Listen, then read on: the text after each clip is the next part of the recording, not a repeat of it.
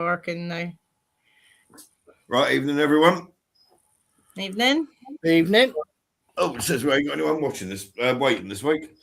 So, Colin and Perry have let us down. Colin is coming in. Oh, they're it. Right. So, Poltergeist this week. Oh, I've only just noticed what Joe's got on his background. It's from the movie. Oh, Yeah, that's stairs. So, well, I think, being as it was his suggestion, I think Joe should start this week. All right, if I have to. Well, you should start coming up with such great ideas, Joe. Sorry. Tissue. So I'm going to start with my last one because I'm sure you've all seen this video. But I always found it interesting. Hold on. My brain is not working today. Share screen. Never works. As I said to Carl the other day, I'd be all right in a zombie invasion. Yeah. Okay. You'd walk straight past me. We've got a good evening from Carl and from Perry. You was AWOL, Perry. Yeah, last week was it? He was AWOL. That's interesting. I said, let's go. And it said no. There it is. Oh, yeah. Mm. I know. Like I said, you've all seen this one before. Yellow bird. But, This I've sat back and thought about Just it. watch and be the judge yourself. Lots of strings from different positions, or it's the poltergeist.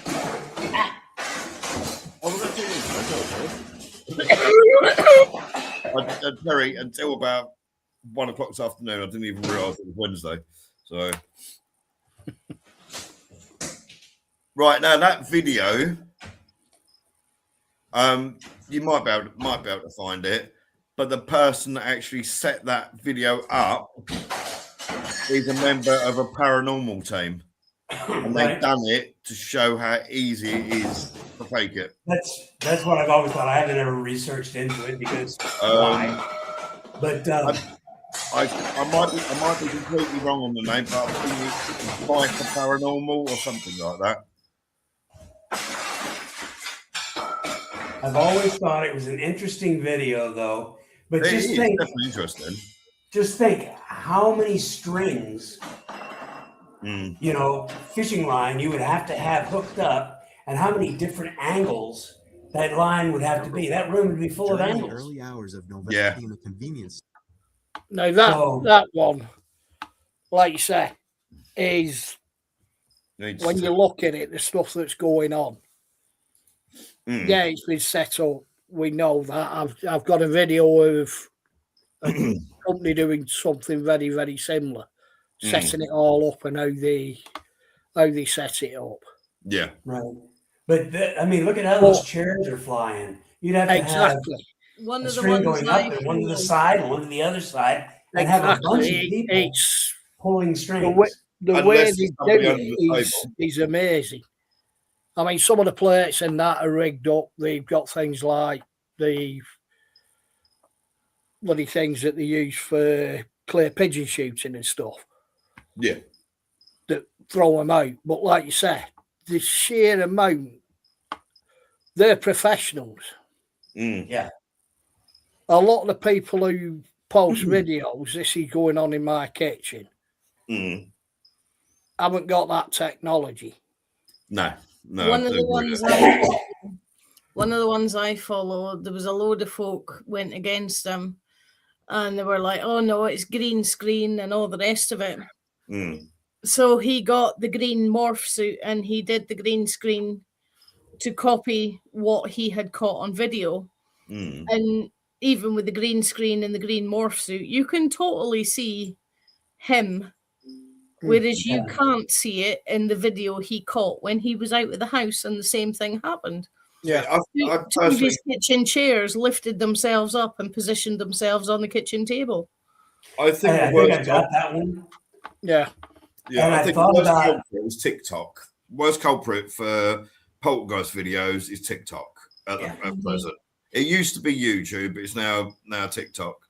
But a lot of the time, when you see these clips, it's the light swinging. Oh, it's a poltergeist swinging me light. You know, all you do is you go, walk to the other side of the room and go, oh, it's moving and I'm nowhere near it. Easy enough. Yeah, or like you say, you've got a really fine fishing line, a cotton thread. Yeah. I'm just going to go shut the window. In some of them, they don't even realise you can see their reflection. Giving it that. Yeah. Or there'll be like a banging on the door, or the door handle will be rattling and the door will be shaking, and they'll go, oh, it's the poltergeist at it again. And you either direct, or you can see the edit cut, or otherwise they stand there long enough for the person to hide. Yes. So it takes them that long to walk across a 6-foot room. Yeah. And go into a room that there's another exit from. Oh, and there's no one here, and because you've given them a chance to get out. Yeah, but with your experiences and that, Joe, obviously with doing like the exorcisms and things, you must have come across things like genuine things like this. Yeah, we've come across some real poltergeist activity before in the past, not just with the exorcist stuff, but with with just regular investigations. Oh, okay. You know, sitting in a living room with somebody talking about the activity going on in the house, and something flies across the room, and you can see everything in the room. There's no doors over there. There's nothing over there somebody can be hiding behind, or there's no way that there's something that moved to throw something, because you can see it. So there have been some real poltergeist stuff. Not nearly as much as the ghosty stuff, with acting with ghosts. But I've always thought that a poltergeist is basically wild energy. A lot of times you're going to find it in a house with a teenage girl or a teenage boy, both, but mostly a teenage girl, because of the high energy, the high angst, genetics and everything. Yeah, I'm not you. I'm going to that kind of thing. And when that happens, then it builds up that energy, and that just is releasing itself and throwing itself around. See, one thing, because I grew up in a spiritualist family anyway. Right. My father ran a spiritualist, only because he was knocking off one of the women that went there anyway, but he ran a spiritualist church. But I was always told that, or the theory I was told was, there's a spirit in there that are trying to communicate with you, and for whatever reason you can't hear them, or you're not psychically inclined or whatever, and it gets to the point I'll go, oh, for God's sake, they can't hear me, I know what I'll do. I'll just move that across a little bit, and then you walk into a room and go, oh, that's normally over there, and you just think, oh, you're absent-minded, you've moved something, you put it in the wrong place or whatever, or it's actually a spirit, and the spirit ends up going, I'm getting really paid off with this now, I'm moving things to let you know that I'm here, you're ignoring me still, and I just go, sod it, and throw something. That's what I was told as a child. Sometimes I would say, yeah. But I don't know, what are your thoughts on the plausibility of that?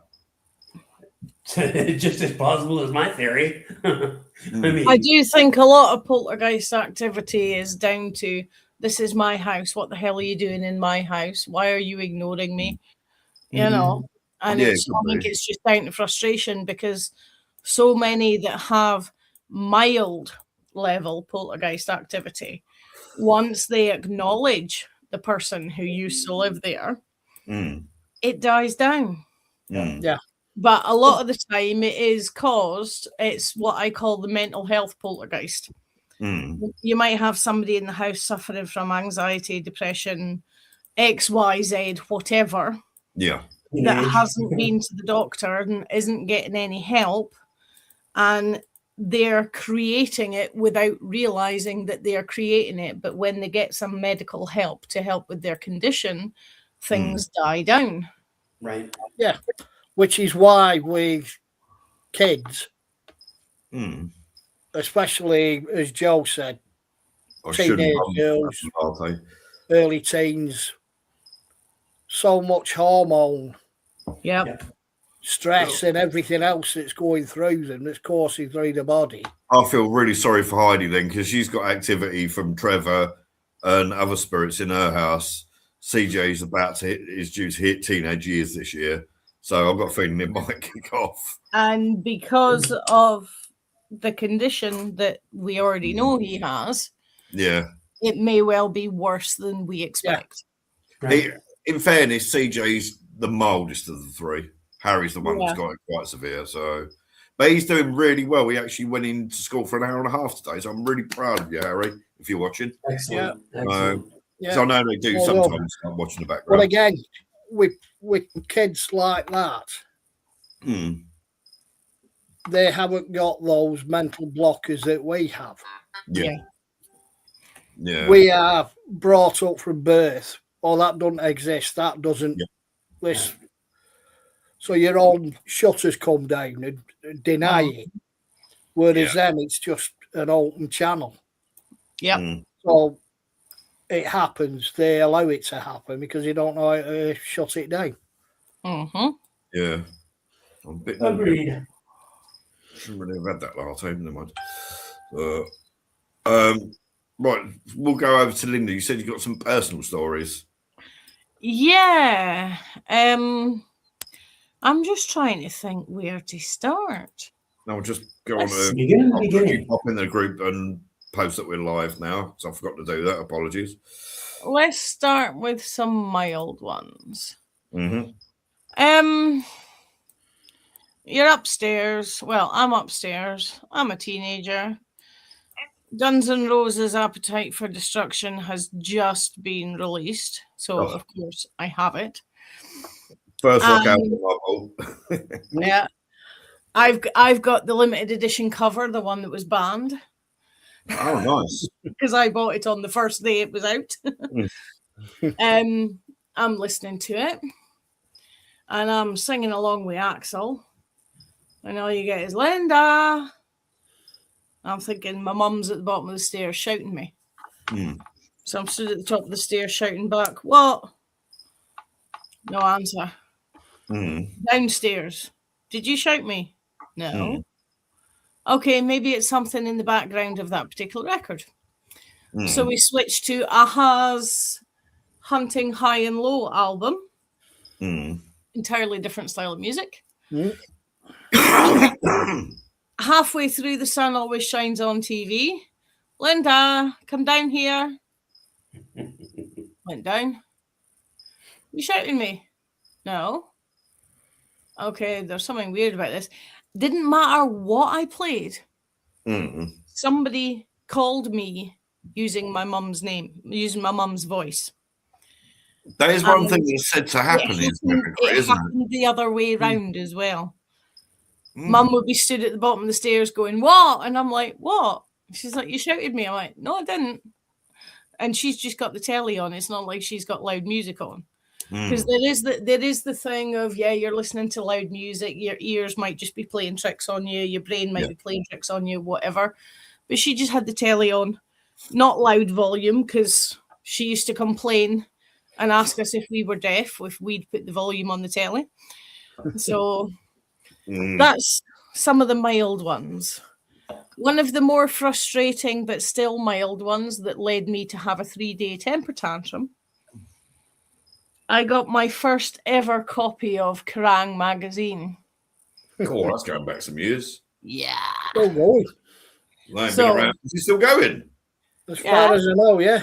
It's still going, and they've got a Facebook page. And they've got a Facebook page. They've also got a record radio station. Yeah. That Kerrang! Magazine was where most of my posters came from when I was a kid.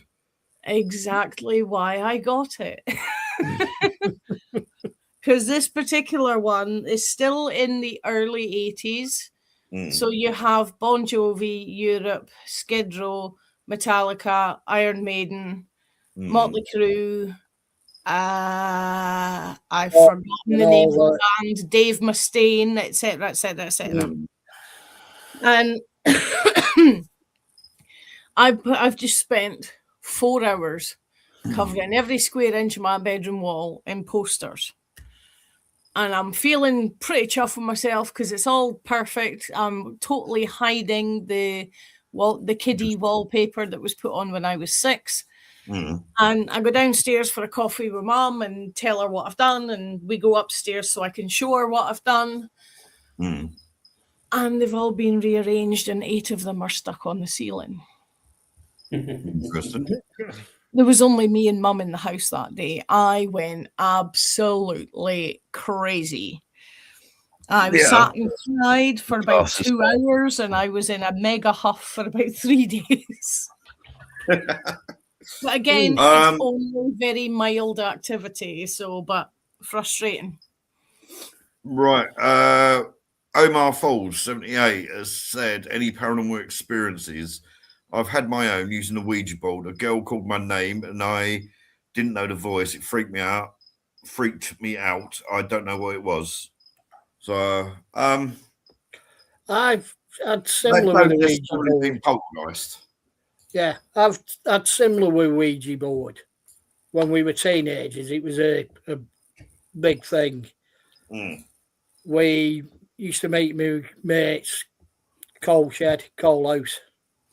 We'd whitewashed it and everything. We doing all the usual Ouija board and all the rest of it. And can you, like and subscribe as well, please, Omar, if that's possible. Yeah, we had a bit of activity with it. All the usual, you're pushing it, you're doing it. No, we're not.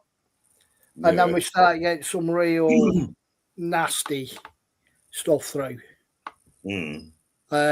It spelt the name of one of the lad's brothers, older brothers, and death. Mm. Spelt out a few things. It was around the time of the Ripper as well. Yorkshire Ripper. Yeah, Sutcliffe, yeah. And it actually spelt out the name of one of his victims. Oh, wow. Although she wasn't a victim at that time. Yeah. Or we didn't know. Yeah. She hadn't been discovered. She was discovered about a week later. Mm. But we did this for a few weeks, thinking, it's just taking a mick. It's one or other was pushing it. Like I say, it's spelt on my mate's brother. He actually got knocked down 2 days later. He spent 3 weeks in intensive care. He survived. Mm-hmm. But the worst experience we had with it was the glass we were using was a thick crystal tumbler. Mm. And we were asking, we'd found out then about the Ripper's victim. Mm. We were asking, how did you know this? And it started whirling around the actual Ouija board. Mm. And then the glass just shattered. Mm. So we're all blaming each other, saying, you did that, you were pushing on it. Yeah. But like I say, it was a thick tumbler. It wasn't like it was a wine glass with a stem and thing. It's rather tough to shatter a tumbler. It's very. But what was worse, when we actually picked the pieces up, the inside of the glass was black. I have heard of that happening before. But it was like onyx. It wasn't soot or anything like that. It wasn't like we put it all with a candle and it was actually onyx and it wouldn't come off. Right. The glass had gone black. Never did it again. On to Omar Fall's comment. We will be going into any experiences we've had and look at, if you like and subscribe, look at some of our other videos. We've mentioned multiple times things that we've experienced. He had his own experience using a Ouija board. A girl called my name, and I don't know the voice, but it freaked me out. I don't know what it was. But as I said, that doesn't necessarily mean poltergeist. It could simply be like a disembodied voice, just a spirit that that's around. Could have been a family member. It could have been. It's unusual to get voices with Ouija boards. I found though. Yeah. It could potentially, I mean, depending where you were doing it, when you're using a Ouija board, you're basically opening a door for anybody that's passing by to go, hey, how you doing? And it could just have been a passing spook that happens to be in that street, in that building, or somebody who happened to pass away on the street. It could be anything. To be honest, for spiritual contact, the person doesn't even need to be dead. They just need to be unconscious. That's all they need. If they're unconscious, you could, if you have the skills or you know someone with the skills, if they're unconscious, you can connect with them and you can read them. If you know somebody who has the skills, you got the astral plane as well. Yeah, astral projection. So it could have even been a previous family member. It could have been a previous family member to you, who might be 2, 3, 4 generations back that you would never have ever met in your life, but they know you're their family, so they might have just been going, "Hey, you all right? How you doing?" Yeah. But people, trouble is, Hollywood, I think, is mostly to blame. Ouija board isn't always demonic. No. Yeah. I've said a Ouija board is no different than a pendulum or dowsing rods. It's a means of communication. Recorder or any of that. Hence, I picked the name I have for tonight. Yeah. Just because they're knocking 3 times doesn't mean they're taking the piss out of the Bible. You think of how when you go to your friend's house, what do you do on the door? Yeah. But people automatically go, "Oh, it's mocking the Trinity," but it's not. Three was spiritually and religiously. Who was knocking in the background then? That wasn't me, and it wasn't from this end. But three has been the magic number. Oh, actually, that might not have been. That might have been Bam Bam, because it's coming up for 9 o'clock and it usually comes out. They say when you get the 3 scratches, you know, the famous 3 scratches. Yeah. Look at your longest fingers. Yeah, exactly. That's what you're gonna have if someone comes up to scratch you. That's the longest fingers. Yeah. But three has been the magic number for what we know of at least 25,000 years. Christianity was only invented 2,000 years ago. So I spend a lot of my life working around ancient monuments, dealing with very, very ancient history aside from that. So just because it's 3 knocks, 3 marks, 3 scratches, 3 sounds, doesn't mean they're taking the mick out of the Trinity. They've probably never even heard of the Trinity, specifically if you're at an ancient site. As we've said before, religions tend to latch on to certain aspects. We can't make you change to us, so we're going to adopt your things. Yes. Yeah. Like Easter, Christmas, Halloween. Christ was born in June. Yeah. Well, yeah, because they say obviously Easter is when it was crucified, supposedly crucified, and came back from the dead as a zombie and all that sort of crap.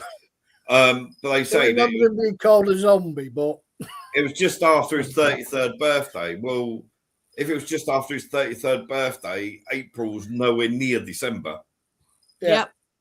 So that's straight away. Also, I'm not going to go there now because I've been arguing too much. Well, 33rd leads into the Masons and yada. But most of the Masons nowadays are absolutely nothing to do with the original creed as to why the Masons were originally founded back in the 1600s. None of the Masonic lodges nowadays follow any of the 1600s rules, because if they did, most of them would be in jail. Yes. Yeah. End of lecture. Also, you think as well, Elijah Bond was the one that created the Ouija board for Parker Brothers, and it was a family parlor game, and the whole point of it was to contact your inner self. So you ask your inner self questions that you're too afraid to openly admit, and it would come out like that. It had already been on the go from the beginning of the American Civil War. So yeah, but it was Ouija board as we know it, I mean. Yeah. Yeah, it was put out as a kid's toy. Yeah, it had been on the go during the Civil War, and they were thinking it was an idea on how to contact their family members who were off fighting. And it genuinely was a parlor game. And then somebody saw the dollar signs and went, oh, hey, let's actually make it a game. Yeah. Like based on the states, that you have to be 21 to buy a beer, but you can be 8 years old to summon a demon. I've always loved that line. Yeah. That's exactly what it's got on the box, is 8 years old and up. Yeah. You can actually buy it. I don't know if you can now, but you could actually buy it in Toys R Us. Yeah. You could. Oh, yeah. So you can buy it in Kmart, Walmart, all those places. Probably Tesco's too, if you look. Probably, yeah, you probably could do in Tesco's. So, and you don't generally hear, every Toys R Us is haunted by something evil. No. Every Toys R Us is haunted by people like me going across the toys that record things and recording Mickey take messages for the toy to then somebody else walks past. I'm still thinking, because obviously it's the Poltergeist situation, and the Bell Witch was a kind of allegedly poltergeisty type of situation. Something. Yeah. So there's that involved. But what I did bring up was that is the actual grave of Elijah Bond. Yeah. So the guy that brought it into the public eye has actually got a Ouija board as his tombstone. But as Omar, how's the planchette going to stay on that, though? Sorry? How's the planchette going to stay on that? It'd be a pain in the ass to keep lifting it up onto the table as well. Yeah. It should have been laid flat. Is there anybody there? One thing I have noticed is we've mentioned it before. Linda's got the book, the Laurenzi Venum case. Now, it's been so long since I've gone into that story. That didn't start with a Ouija board, though, did it? No, absolutely not. No, I didn't think it did. But that was a so-called case of possession. And whenever you see possession cases, it's a demon, it's Beelzebub, it's this, it's that, it's the other. The Laurenzi Venum case was a positive. It was Mary Roth that was possessing her. As it says on the book, this is a true story. Nothing's been added in the interest of sensationalism. What happened in the small town of Watseka, Illinois, between the years 1865 and 1878 strains credibility as well as shocks, but it did happen. Mary Roth, a gentle, unassuming 19-year-old girl, died suddenly on the morning of July 5th, 1865, in the town of Watseka, Illinois. Her death was strange, but her life had been stranger. For several years, she had been subject to sudden, unaccountable fits, but death brought to an end her sad and disturbing case. However, 13 years later, in 1878, Mary Roth came back in the living body of Laurenzi Venum.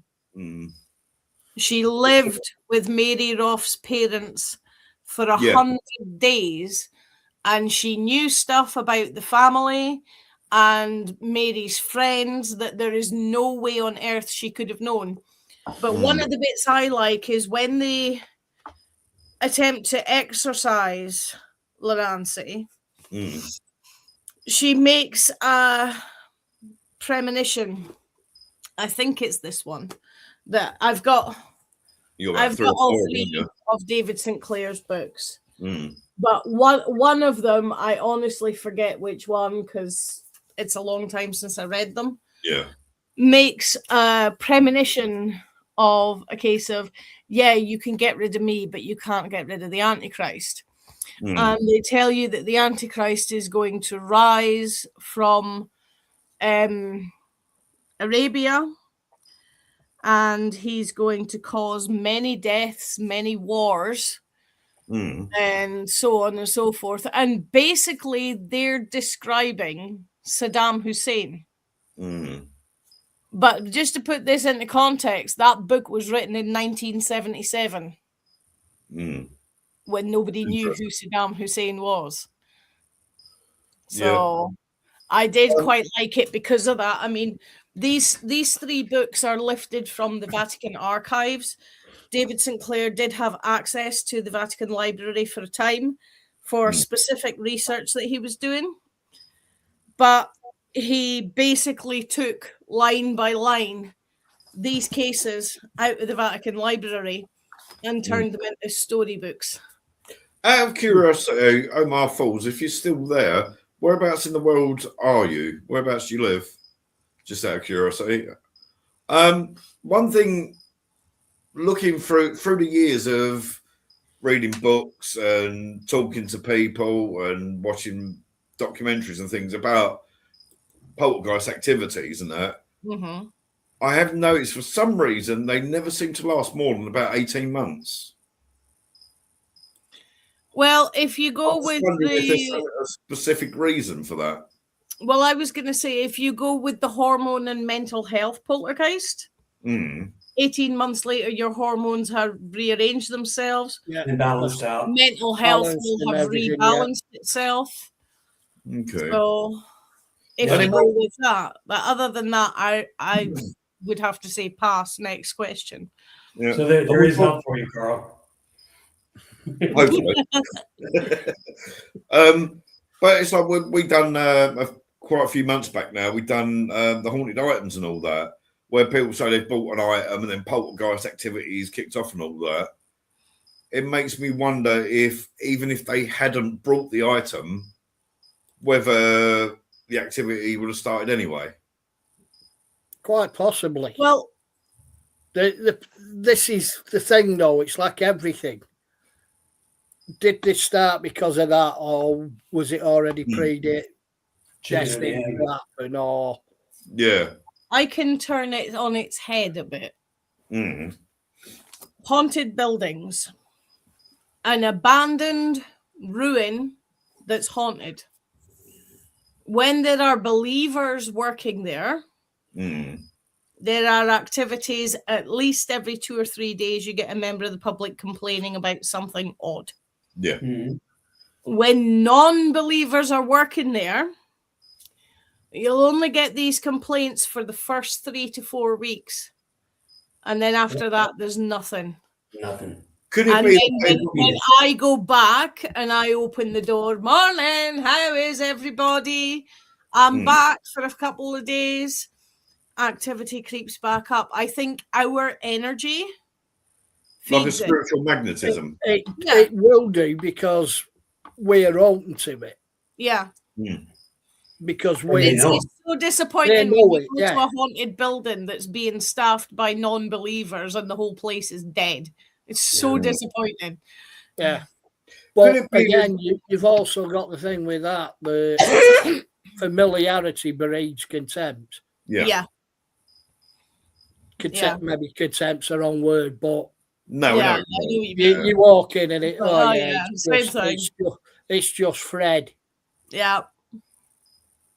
Or whoever. Could it be in that situation? Could it be in that situation if a person's like, oh no, when you're dead, you worm food. That there's nothing, like after there's nothing like there wasn't anything before, sort of thing. Could it be simply that they're so close-minded, the spirits go, do you know what? I ain't going to waste my bloody time. Yeah. It could be a possibility as well. Definitely. I believe that's lovely theories. As we've discussed in the past, the speed of modern life as well. Yeah. Things will happen and you just haven't got time to take it in. It's only after, yourself when you've been somewhere and think, did that really happen? Yeah. Did I see that? Yeah, you were saying about that when we done our haunted forest ones, because life's so hectic. You can be driving down the road through a forest and literally see nothing, and you could have a whole row of spirits standing at the side of the road going on. Well, I feel sorry for the spirits in these day and age, because you get people saying they used to pick them up in taxis and stuff. Yeah. These days it's vroom. Yeah. They're all sitting beside of the and it's pointless I'm not bothering tonight. It's pointless nowadays because no one uses taxis; they use Ubers. So, oh yeah, not here. We don't have Ubers. We don't have Lyft. Yeah, We've got we don't have 5 them taxis either. in town, No, you and they don't want to refuse either. to allow Ubers. Well, we'll go over to you. But as far as Omar Falls goes, are you in agreement that likelihood is the voice had nothing to do with the Ouija board? Probably. I'm Possibly. wondering. Just It's like we the say, the energy. Ouija board's just a means of communication. Mm. Yeah. It's like any of those Well, things. Dowsing yeah. rods, Their EVP recorder, anything. their I'm belief going to actually try my that something dowsing would rods happen. after. Their belief that something might happen might have just increased the energy enough for that passing spirit to make themselves heard. Yeah, see, that's what I've always said about the Ouija board is at the end of the day, it's a piece of wood with a few letters and a few numbers on it. Mm-hmm. But if you believe enough that it can work, You're putting your energy into it. Are you putting your energy into it, and is it becoming a focal point that's bringing out a side of you that you don't realise that you've got? Mm-hmm. Yeah. Or you're putting your energy into it, it lights up and attracts whatever's there. You're tapping into your own energies. Yeah. Yeah. Considering we don't know what the brain is capable of. Yeah. So somewhat then, what Elijah Wood actually invented and released the Ouija board for is still appropriate nowadays because it's to do with contacting your inner self. So by using the board to contact spirits, you are contacting your inner self and opening a part of yourself that you don't realise you've got. Yeah, you're opening a channel. Could well be, yeah. Yeah. It's like meditation and everything. Mm-hmm. Mm. You are focusing on your own energies and you're opening a channel. I honestly couldn't tell you how many times in my life I've tried to meditate, but because of my mental health, I can't still my brain enough. I've tried to meditate hundreds of times, and all that successfully happens for me is I fall asleep. So I've got, you might be able to hear, I've got a cricket that's escaped from one of the vivariums, and the bloody thing hasn't shut up for a week. And it's really is it a snowy cricket or is it a common cricket? No, common. So I did get the cadences are saying it's a snowy cricket. It's probably going so much because it's quite warm in here tonight. So I'm just grateful I didn't let any of the doobie roaches out today. So I don't want them bloody running about the place. Mind you, then again, Bam Bam absolutely trashed his tank chasing them. He was literally like the Incredible Hulk breaking through a brick wall with all of his logs in his tank to try and get to these things. I've never seen it. It's brilliant, absolutely brilliant. Anyway, over to you then, Ian. All right. Are the comments working? Because after Omar Falls said something, we haven't said anything. No, we've heard nothing off anyone since. I ain't doing it again. Call or Perry, put another message in. Text me on the other messenger to let me know, and I'll tell you if the messenger is working or not. Hold on. Because this is like third or fourth week that comments don't work right. Yeah, I've just typed hot. Yeah, it's still here. Yeah. Oh yeah, I was gonna say it didn't come up. I typed hi just to see if it worked, and it did come up, but it took a little while. Yeah. Oh, and Sharon's here. Left ear. Yeah. I'm feeling. Little cow. Right, this is what I've found. Anyway. Oh. Yeah, that worked. Let's have a look. This is someone's home. Things had been happening, and this sat there recording this when it started moving. There's no magnets, no anything. You look at the thickness of the table, you'd be hard put to get a magnet that had dragged that. Well, at least one that you couldn't see. Oh, yeah, exactly. Yeah, and that drawer's there too, so that adds a bit of thickness. I'm fucking going. Interesting. So, Yeah, she does the same as me. Yeah, night, I'm going. yeah. I'm out of here. Yeah. See, now, when it first started moving, I thought maybe condensation or dampness underneath the bottom of the candle, and you've seen it yourself. If you get condensation and that, you see it in pubs, and you see the glass moving across Yeah. the table, and it's a poltergeist. No, it's because your glass is wet, your table's wet, and the bloody thing's not level. It's when it's sat there for a full 15 minutes and then decides to move, then you can go, yeah, that might be somebody. Yeah. But that you'd see the slight, even if it's only a tiny bit, you'd see a little bit of moisture on the table. You'd see the trail, but that's quite interesting. You'd see it in the light. Yeah. Yeah, you would. That is very interesting. Things like that, and I believe from what I've read, like I say, they've come home and things have been that were on the table are now on the floor, and there's absolutely no reason for it. My daughter had it with, they did a Ouija board session when they were kids, as you do. They had a party. But for weeks after, her things started being shifted from room to room. She put stuff down and then go in the bedroom looking for it. And it end up somewhere totally different in the house. Interesting. Yes, there were other people in the house. They could have moved it, but they all swore blind. They hadn't touched it. Why would I touch it? Yeah. And her mother and stepdad were not that way inclined anyway. Yeah. I bet you if you ask her, you'll find out that she was asked a question via the Ouija board that she didn't answer, and that's why it was being moved. She didn't answer the question that she was asked. Yeah. Maybe. Yeah. Yeah, now, I've heard that happening many times. So yeah, it's like, you didn't answer me. I'm not going away. I'm going to move stuff. You answer me. Or you didn't say goodbye properly at the end. Yeah. Now, would you say that things like Apple's poltergeist activity, or do you think that's just a spirit in general? I think apports kind of have to be when stuff disappears and reappears. Oh, yeah. Or stuff randomly appears that you've never seen before in your life. Because I remember when I got out of the air. Yeah, because when I got with, I've had things disappear, and I've searched the house high and low. I've had one, and then come home and it's been sat there in the middle of the table, and there's no way on God's earth I would have missed it.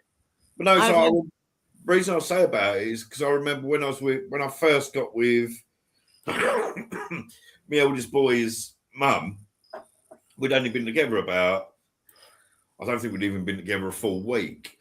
And she was sat on the sofa, and I was standing in the front room because I was getting ready to leave to go home. And I was just saying like goodbyes, and I was watching something and finishing a cigarette. And out of nowhere, a wedding ring landed on the floor in front of me at my feet. Oh, that's a big hint. Yeah. Unfortunately, though, about 120 other blokes had her ring before I did, so. Yeah, that's probably what I mean. It may well be that every guy might have had that wedding ring appear. There's another time as well when I was young. Divorce papers. I was with I was getting a lot of activity when I was younger, like seeing family members and things like that coming through, because of all the crap that I went through as a child, and some of the stuff I went through as a child. So I went and spoke to my maths teacher, and his name was Bob Penfold, lovely bloke, and he was always like, people get bullied and this and that and the other.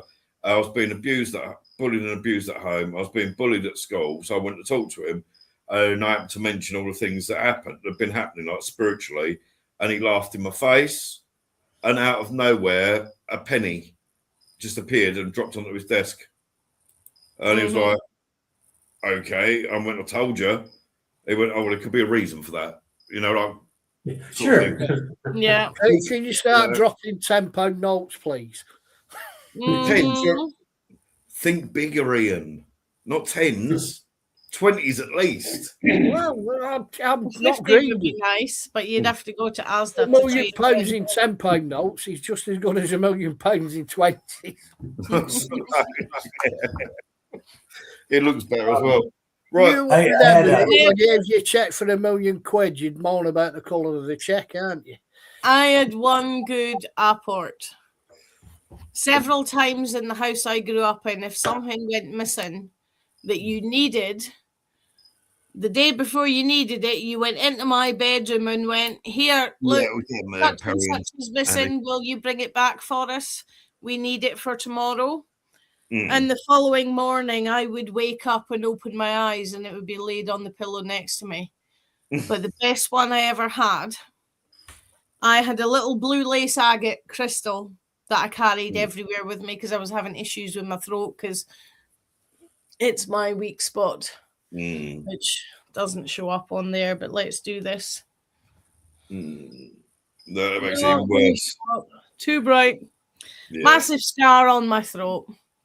And every now and again I get issues from it. So the blue lace agate, it could well have been psychological, but it worked for me. It helped me feel better in my throat. We were at Derby Jail. We were having a wee seance, and because blue lace agate is supposed to help communication, I put it on the table in front of us. All of us, our hands are touching each other, pinky to pinky, thumb to thumb.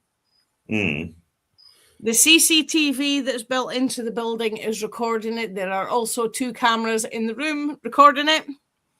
We've all got our eyes shut. There's nobody else in the building. It's locked. Partway through the video, you see my blue lace agate crystal fade away. Disintegrates. And we're all like, where the hell? Because when I open my eyes, I'm like, where's my crystal? We searched the place. We had all the furniture moved and everything to make sure somebody must have knocked it off or whatever. Nowhere to be found. I'm like, oh, well, that's the end of that. Enjoy my crystal, Blythe. I hope you like it. Got home.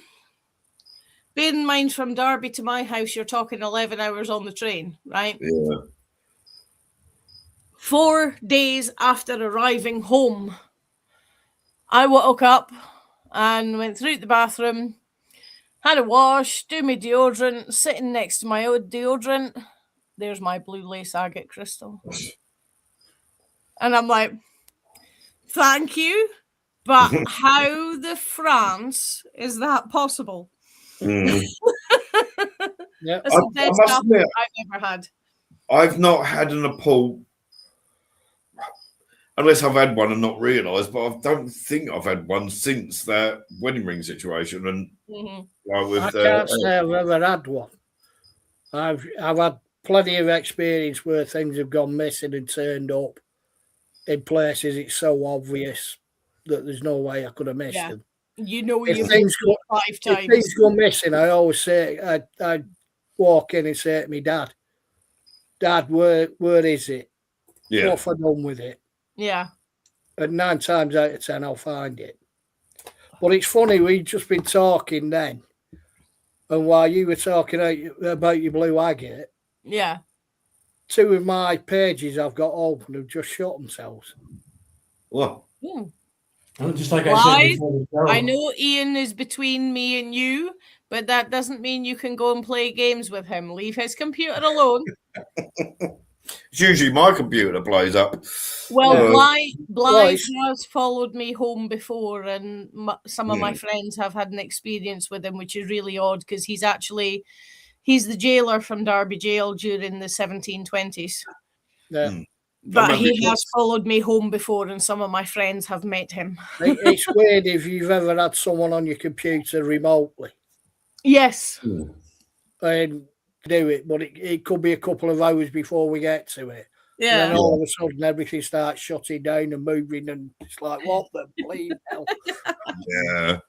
I was recording one of these videos that we're playing tonight. I was recording one of those, and my machine just shut down. Yeah, you said about that in chat. Poltergeist activity. It's just like, I mean, it wasn't powered off. Just all the video left. It turned to like a dark green and just sat there until I hit the power button. Oh, jeez. Crazy. Yeah. Like I said, it's usually my computer plays up. Right, what main one I'd done, I couldn't remember all the full details because it was a long time ago. But I have mentioned it before, the Abbott's Drive poltergeist in Stanford-le-Hope, which is where I lived with my oldest boys and their mum before they got adopted. Basically, right, hang on. Right, Abbott's Drive, Stanford-le-Hope. Originally, it was called Abbott's Hall. And where Abbott's Drive itself is, there was a farm, originally a farm. Now, there's been a lot of people that claim to see cowled dark figures. Yet there's no record of a monastery ever being there, although people claim to see monk-like figures there. One of the particular houses on, let's put my glass on because I've written it all down so I won't remember it otherwise. One of the houses on Abbott's Drive in the early to mid 90s, the house had a loft extension being done, and often, as we've all said before, once renovations are done, that often starts activity off. Yeah. Yeah. At the time, the little boy that lived in the house was 7. It started with lights going on and off, and then doors being banged one after one at a time. And then after a few months, it would be like somebody literally run through the whole house, banging every single door at the same time. They'd also get lots of footsteps. The dog when he started kicking off, the dog would always hide. Glasses and plates kept getting thrown. Now, the dad claims he never ever saw anything. The mum said she'd seen stuff, but she would never talk about it. And the relationship between the parents got a bit iffy and a bit funny. Just after his 7th birthday, the little boy kept seeing a man in his bedroom. He described it as having no face, dressed in black with a green middle, that would stand there waving at him. And he said it looked very similar to what you'd depict a leprechaun looking like. This affected him to the point of his life that when he was in his late 20s, he had to go and get himself mentally health assessed. And he said that this spirit, or whatever this thing was, will communicate with him via telepathy, which is another reason why he got himself checked, just in case it was, I don't know, schizophrenia or something like that. Now the house opposite. Oh, sorry, I just dropped something. The house literally. Yeah, it might have been. Yeah, I think I just threw something. The house literally exactly opposite them had very similar activities. Anybody that's ever moved into that house, and as far as I know, it's still going on. Anybody that's moved into that house, no matter how good the relationship is, no matter how wonderful it is, the people have often became very aggressive. There's been a lot of violence in the house, and literally every single family that's moved into that house has ended in divorce. Jeez. There've been a lot of reports of dark shadows, but there was an outbreak in 1979 on the same bit of road. I think it was 4 houses on one side and 3 on the other. And one of the houses at that end in 1979, it was so bad, the council moved them out, and their records say the council records actually say they was moved out because of poltergeist activity.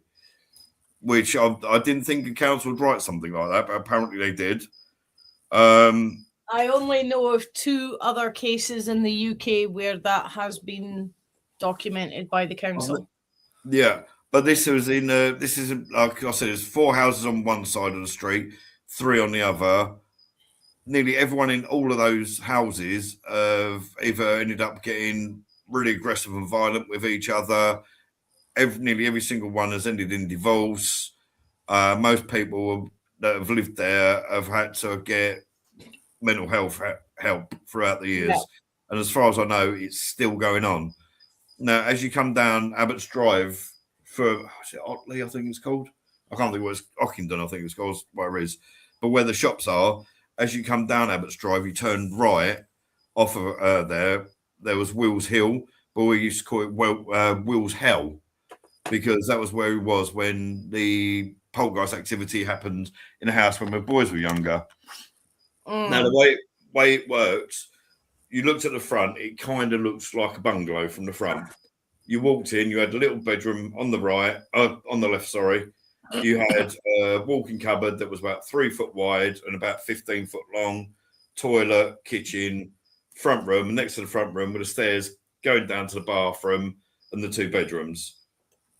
Now, when we was there was some flats just not far from there. There was a guy that had been in there that was a known child abuser. And the eldest of the 2, Brandon Lee, woke up one morning and he said somebody kept looking through the window at me. Someone kept looking through the window. So we thought, oh, Jesus, that's all we bloody need. So we'd make sure the windows were always locked and we'd have the doors open so if we heard anything. Now, we went to Basildon one day and Kieran, he wouldn't go, oh, I want, like what a lot of kids do. He'd go, oh, that's pretty. And when he said that's pretty, that meant he wanted it as a gift. Yeah.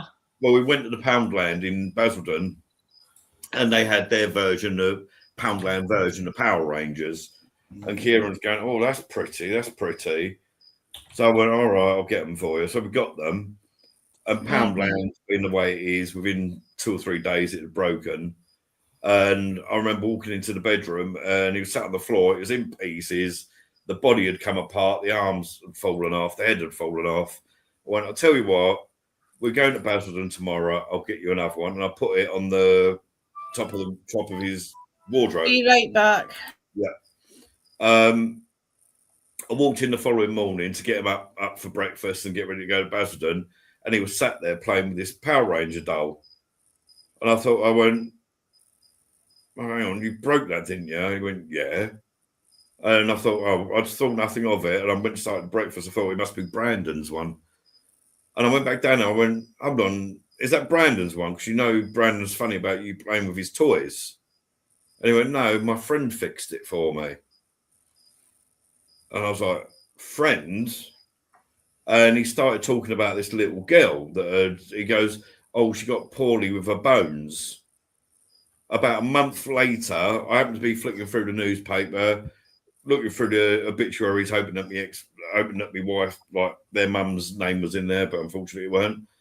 But the names, I was happening to be going down there, and the name, I can't remember it because it's like 25 odd years ago.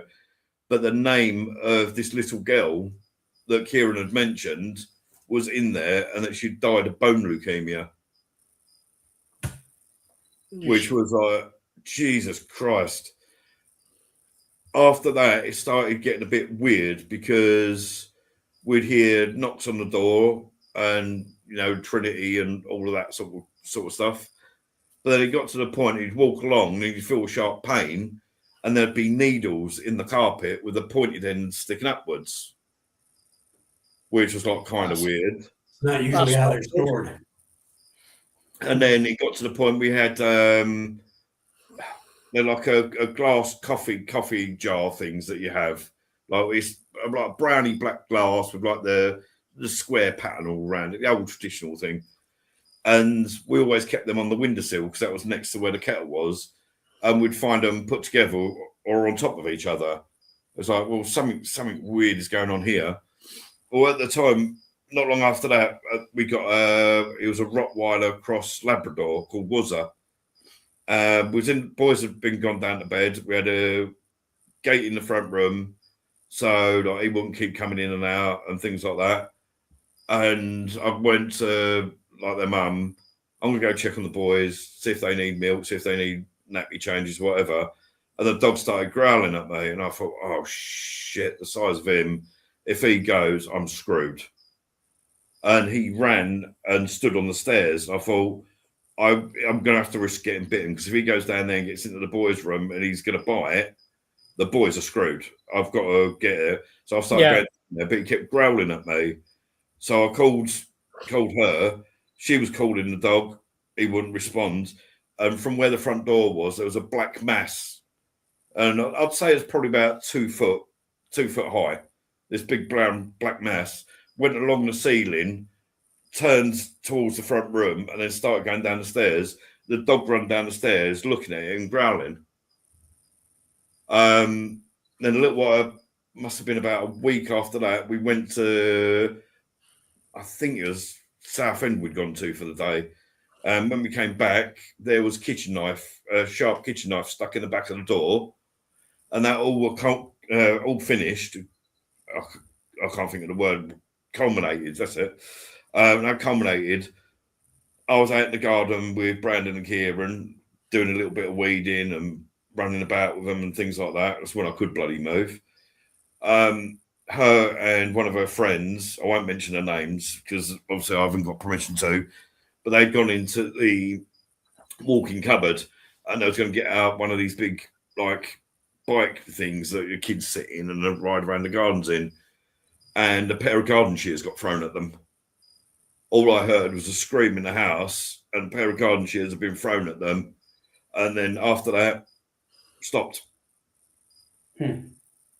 So, unfortunately, it was only a few months after that that I found out some of the details of her past, and they got adopted because of it. But yeah, that lasted about 14 months. That went on. Wow. Yeah. There's something, but you've got young kids. Brandon was 4 and Kieran was 3.5. Sorry, 4. Sorry, because there was a year. I think there's a year and 2 months difference between them. If I remember rightly. Young kids, which can act as a catalyst, as we discussed before. I just wish I'd been a better aim with the garden shears, personally, but you said she got issues that you weren't aware of. Yeah. Well, I found out years out, literally must have been about almost a decade after, from their social worker that the boys had at the time, that when she'd been doing it, she would go like, "Oh, I'll just pop into the shop to get some fags," and she'll be gone for a week when I was there. So I was like bringing them up on my own. And I found out, I'll say nearly a decade later, that when she'd been away, she'd actually been doing crack. Yeah. So it didn't seem like a week to her. Yeah. But or she'd come back with love bites all over her neck and go, "Oh, we are bumped into a door." Yeah. Well, again, people on drugs and that, they talk about seeing things. Everyone says, "Oh, it's just the drugs talking," but it does make you wonder whether it opens channels up. Yeah. Who's to say that what they're saying isn't actually real? Yeah, it's like with the ayahuasca and things. Yeah. They're saying them. If they've opened the channel up, she's on crack, she's on whatever, she's doing stuff. Yeah, 2 young kids that are acting as a catalyst as well. And there's me with my depression. If there's any sort of entity, especially something with ill intent, it's going to focus in that area. Yeah. And with that, not being funny, but with their mum, she makes Bonnie Blue look like an amateur. So, but no, that's why I brought up the Abbott's Drive, because you literally turn off of Abbott's Drive to get there. You know, you turn off and there's maybe 500 yards to where the steps are, and then the house was there. So I just found it interesting that the Abbott's Drive case and there were so close. Obviously, but again, you know yourself, locales you get negative areas as well as positive areas. We all know we've done visits, we've done I think the last investigations. Last time I done an investigation was about 2 months before my heart attack. So we've all walked into places, and you know as soon as you walk into that, what sort of spirits there. Yep. We all know the spirits there when we walk in. I think we've all said we pick up on it. That's why you know yourself. There are areas you walk into that totally drain everything. They're not nasty, like the first house I lived in when I got divorced. It wasn't a nasty spirit. It wasn't an evil spirit that was there. Found out after it was a little old man. Yeah, but I just didn't feel comfortable. Did you say your daughter used to say it? Yeah, my daughter saw it. She was jumping up and down on my bed and kept looking at my bedroom door and saying he's not here. Yeah, I said, who are you talking to, sweetheart? She's a little old man. And he died in the back bedroom. It was my landlady's husband died in the back bedroom asking for her son. Yeah. Who was on his way down from Scotland at the time, but didn't get there in time. But he died of Alzheimer's and complications. He died asking for him. And that's what my daughter was picking up on. He was saying, asking for him, and he's not here. Yeah. I do. I must admit, I really do miss going on investigations. I don't leave Little Miss in the house to go out on one. To be honest, I'd hate to take her along. Have her sense the spirit as well. Yeah. I did take her when with the former teammate. I did take her to 2 or 3 locations. She's never ever picked up anything. Never picked up anything. One of those non-believers. Yeah, you're a non-believer, aren't you, Bill? At least she hasn't farted this week like she did last week. Yeah, that's well so far. So far, yeah. Oh yeah. Mystical spirits. I wish my boss would stop. Jesus. So this one I've got here, this poltergeist thing I've got, you'll know when you see it that it's doubly real. Oh, there's a circle. No questions. So let me set this up here real quick. And I don't know why they even bother. For those that are watching, it's an inside joke about red circles around things that are supposed to be haunted all the time. Yeah. I don't know if that Omar Falls 78 is still there or not. Come on. Didn't say. Oh, it's definitely real because it's an arrow. Let me. Well, hold on a second. Hold on. Let me see if I can back this up. Because it started and I couldn't get it to show right. There you go. There you go. Yeah, definitely. So it's doubly real because of the arrows and the circle. Exactly. But there's no swirly arrow. No, there's not. It's not that good. There you go. No, I don't mean enlarge it. Oh, can you put that back to the beginning, please, Joe? Sure. Yeah.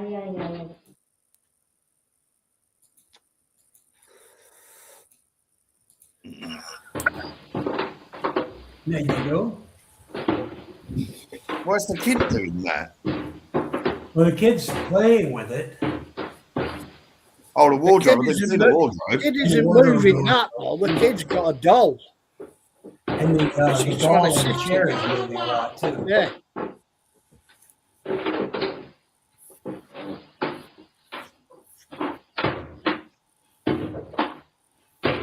Well, that okay, that's more interesting. It's sweet.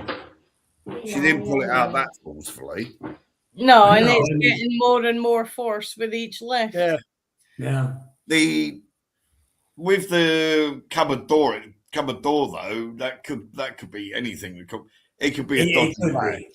Yeah. Well, any of it could be anything. I mean, there could be strings. You know, they're playing with it, started pulling after the girl got out of the way. Could have definitely done it, but because of the red circles, I doubt that. Well, circles and arrows. Yes. Yeah. Yes. But I mean, like with all poltergeist videos, they could be absolutely fake. But see, this is where I wish we used to have CCTV in our house. I would have hundreds of videos. I probably wouldn't need to work. I'd have that many YouTube views. Although I'd also probably be very depressed with all the keyboard warriors telling me it's fake as well. So I'd like a rhino for that. Yeah, but the things with that, you can set YouTube so you don't actually post the comments that you don't want put up there. Yeah. But the other thing is, we know with AI and TikTok and things like that, it was hard enough when you did get a video of something. As you say, you get told, that's fake, that's why that's been debunked. Well, how the hell has it been debunked? I only put it on. I only took the thing 3 days ago.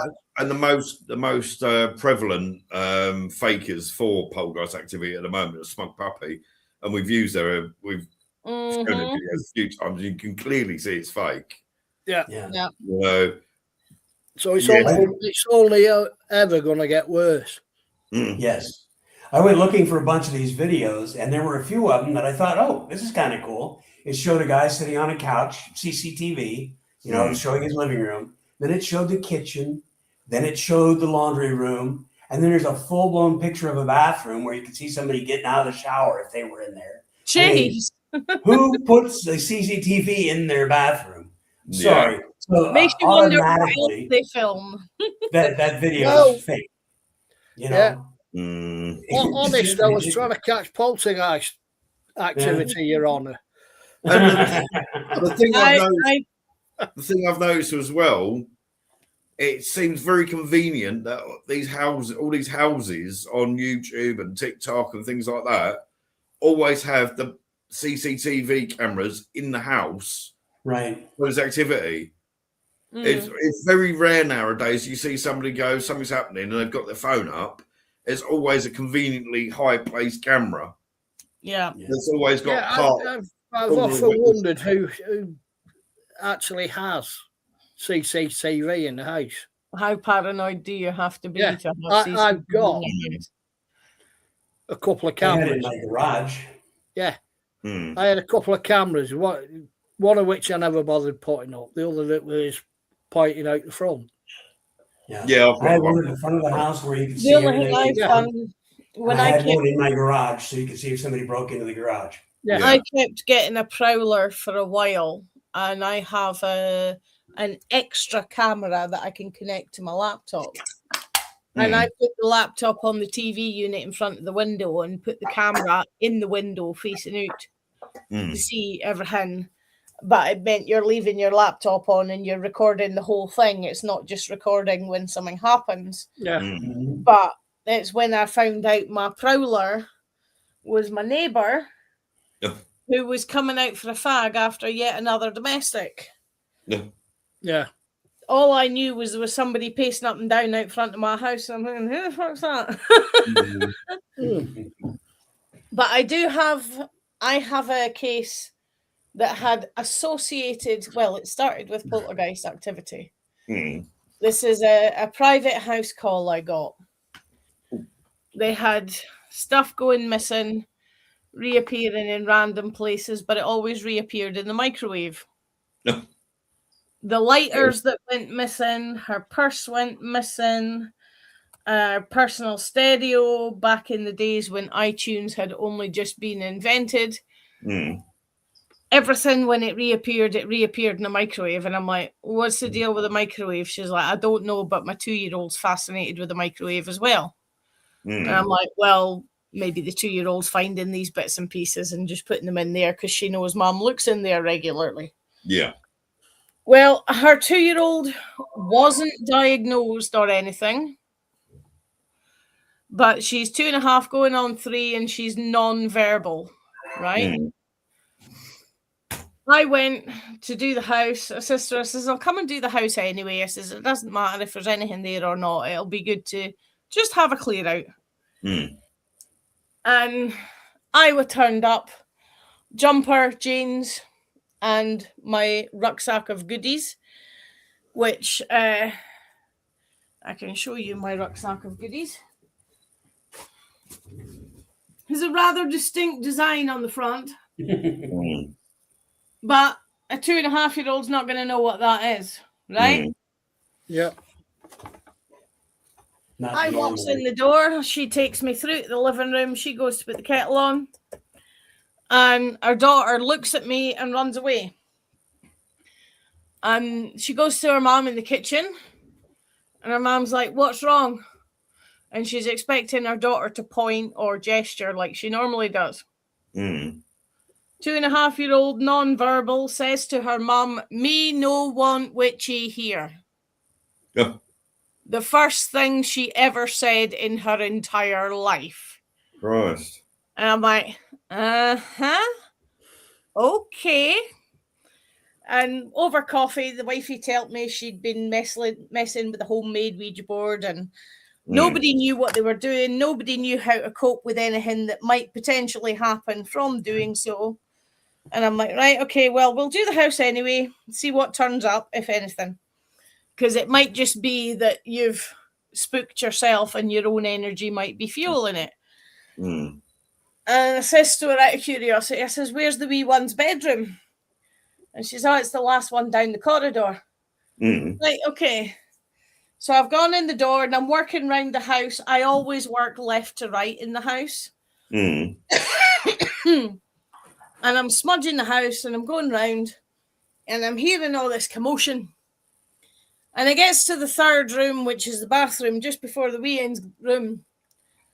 And there's another clatter. And the wifey says to me, she's like, oh, it'll be her room next. I'll go and settle her down. Aye, okay. Because we just thought, 2.5-year-old throwing bricks across the room, kids can be, it appears to be aggressive, but it's just play, Right. Well, we went to go in the door. We couldn't get in the door. There's a 5-foot-high barricade of dolls' houses, toys, chairs, and everything else behind the door. I says to her, somebody else in the house? And she's like, no, it's just me and her. I'm like, well, she can't build a 5-foot-high barricade. She's 2.5. So she stuck her head round the door to see how much was piled up and see where the daughter was. She was nowhere in sight. So we shoved the door open. I start smudging. I get to the wardrobe. It's one of the old 1950s double door wardrobes. Yeah, that sort of thing, man. I open the left side. It's empty. But between the left side and the right side, there's a barricade floor to ceiling within the wardrobe, between the left and the right side. So I'm taking this barricade down piece by piece, and she's screaming, no one witchy here, no one witchy here, no one witchy here. And to finish up, she burst through the barricade that she or her friend had built, and she ran off to the living room with Mom. And I'm like, well, the living room's already been smudged, so that's fine. And she's cuddled into her mom, and I smudged her room, paying extra attention to her room. I actually did her room 3 times. Every cupboard, every space that's big enough for a cat to sit in was smudged 3 times. And went back in the living room. As soon as she set eyes on me, she starts screaming her head off and crying and going ahead. And she's literally turning purple. She's screaming that much. And my sister says, you got a face cloth? And she's like, yeah, there's a clean one on the side of the bathroom sink. Right. Got the face cloth, soaked it in holy water. Gave it to the mom. I says, here, wash her face. We'll wash her face and dry her face. She bit her mother when she tried to wash her face with the holy water. Her mother didn't know the holy water was on it. She bit her mother, she scratched her mother's face, and in the finish up, I held her arms down so her mother could wash her face with it. And I added more holy water as I was doing so. And all of a sudden, this fighting Tasmanian devil of a 2.5-year-old is happy, content, and curled up in Mum's arms, nodding off to sleep. And Mum just looked at me and she's like, what the Friday just happened? Thing is, though, you said she was non-verbal, so I'm assuming you mean she was neurodiverse. I don't know if she has turned out to be neurodiverse or if it was just she's a late developer or whatever. I don't know. I honestly don't know. Just stimming. Yeah. But, you know, if your 2.5-year-old is stimming, they're not going to be able to build a 5-foot-high barricade behind the door. No. They might be able to build the barricade inside the wardrobe, but not the 5-foot-high one behind the door. Excuse me, sorry, I haven't slept for days. Oh, I says to the mom, I says, right, I says, I don't care what you do outside of the house, away from your daughter, but whatever you have been doing in the house, do not do it again in the house. Do it at somebody else's house, do it out in the woodies, whatever. Didn't have this near your daughter. And she's like, you telling me she was possessed? I says, well, something was trying, put it that way. Something was definitely trying. The fact that it was putting up barricades between me and her, and the first thing she's ever said in her life is that she didn't want me in the house. Something was definitely trying. I've done 4 other houses in that same street. There's only 15 houses in the street, and I've done 5 of them. I'm nosy. I'm nerdy. I looked up the old historical maps. There is an old geological one that was done during the time of the Jacobites when the government soldiers were looking for resources that might be usable in this area as to areas they want to take over, sort of thing. That entire street is on top of a massive quartz seam. That'll explain it. Anybody who's ever done crystal work and stuff will tell you, there's little deposits of quartz all over this area because it's a predominantly sandstone granite area. So, of course, there's quartz. But that particular street is right in the middle of a massive quartz seam. And I'm like, yeah, if you're going to be doing Ouija boards and messing about with things like that, do it away from your street. Do it away from your daughter. Yeah, exactly. Right. Who are we over to now? Is it Joe or Ian? I've got one, again, personal experience. Was on an investigation at St. Bravos Castle, place where Prince John, King John, had his a lodge there. He used the castle quite a bit.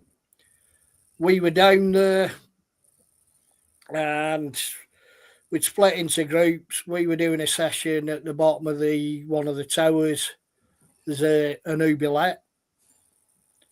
And we stood round it, all joined hands and trying to get an answer. Asking questions, trying to get answers. Apparently they've had answers there before, they've had experiences, and all the time we're there, we can hear someone walking above us on the floor, on the boards above us. I've seen that place in a documentary once. It's only when you said that, the image has come up in my head. Because that bit above the oubliette is closed at the moment for a refurb because there's some structural damage. Yeah, it's actually a youth hostel. It's used as a youth hostel. Yeah. Right?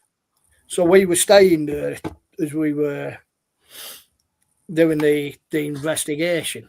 So we stood there, like I say, around the oubliette, trying to get some answers, asking out. And we could hear this banging and footsteps going across the top. But we knew there was no one in the that part of the building with us.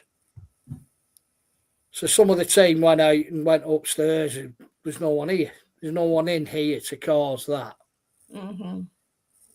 Not a problem. We've got activity. We're asking questions. Then we heard the footsteps coming down the actual steps. He's got his teddy bear, look. Yeah. And going past the doorway is open. There's no one goes past. But we hear the footsteps going past. The girls who were with the group were staying at the top of the tower. The tower's made up into dormitories, 3 floors of it. They were staying up on the upstairs floor. We had a break, went round talking, and 2 of the girls went back to the room to get something. And then came down and says, "Who's prattling around? Someone's locked the door." What do you mean lock the door? It's there's only one way into the place, and everyone's here. The castle's open. There's no one's locked anything. Well, we can't get in our room, so we went up. There's a few of us. Gets to the door. Sure enough, can't open the door.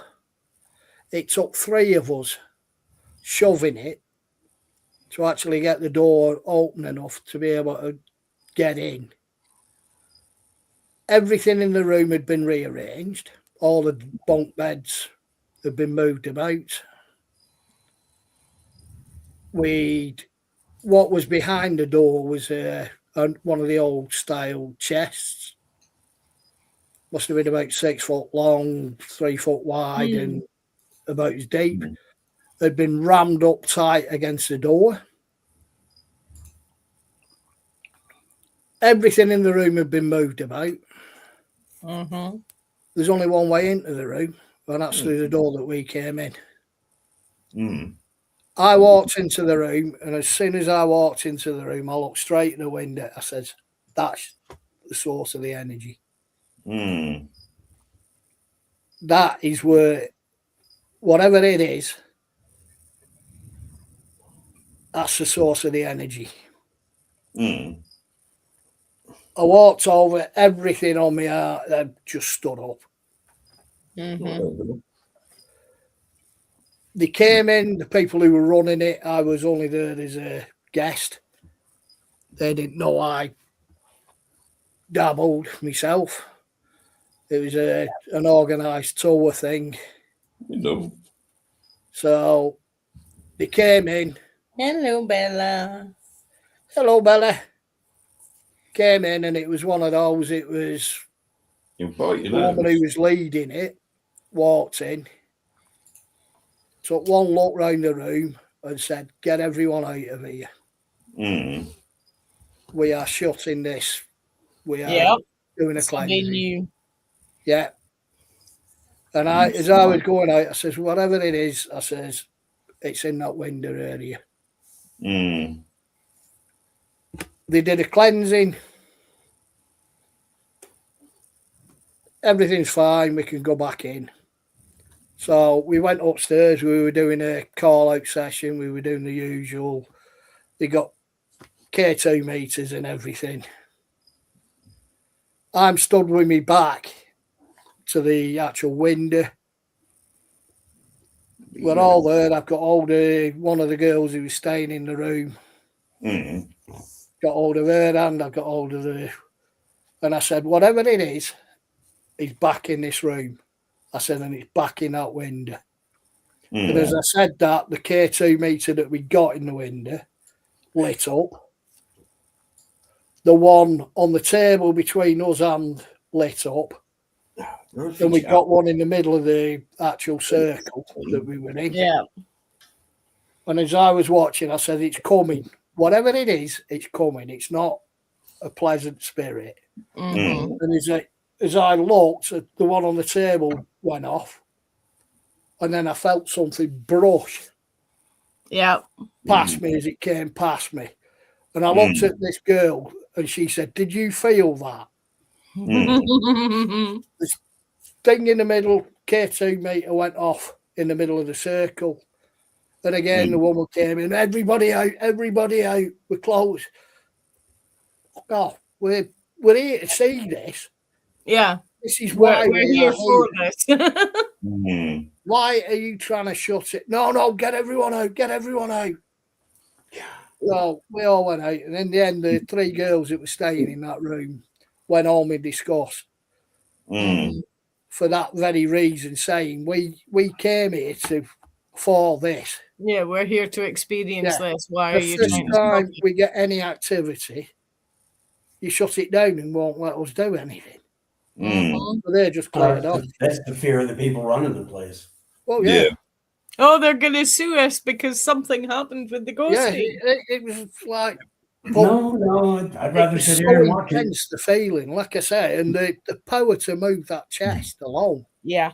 The whole room had been totally rearranged. I mean, the bunk beds were solid wood bunk beds. They weren't the flimsy things. Yeah. You get now, the pine stuff. They were solid bloody. It's like one of the ones I follow on YouTube. I always thought it was somebody who faked it. But there was something on their channel the other day, which I'm like, okay, I can't see how you've done that. So in this, it's an abandoned house on a property that they own. And every time they go and try and do something in that house, weird shit happens. And there's a big green chest there, which is about the size of a 6-foot chest freezer, you know.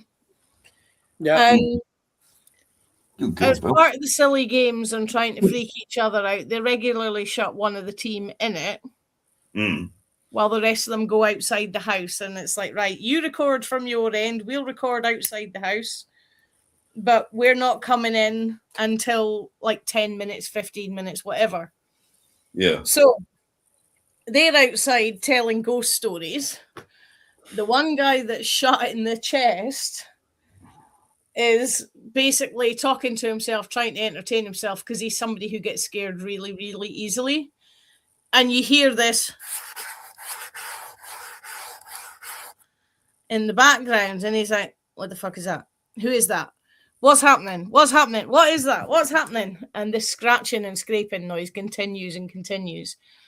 And the finish up, he gets completely freaked out and he's trying to open the lid of the thing. And he can't push the lid open.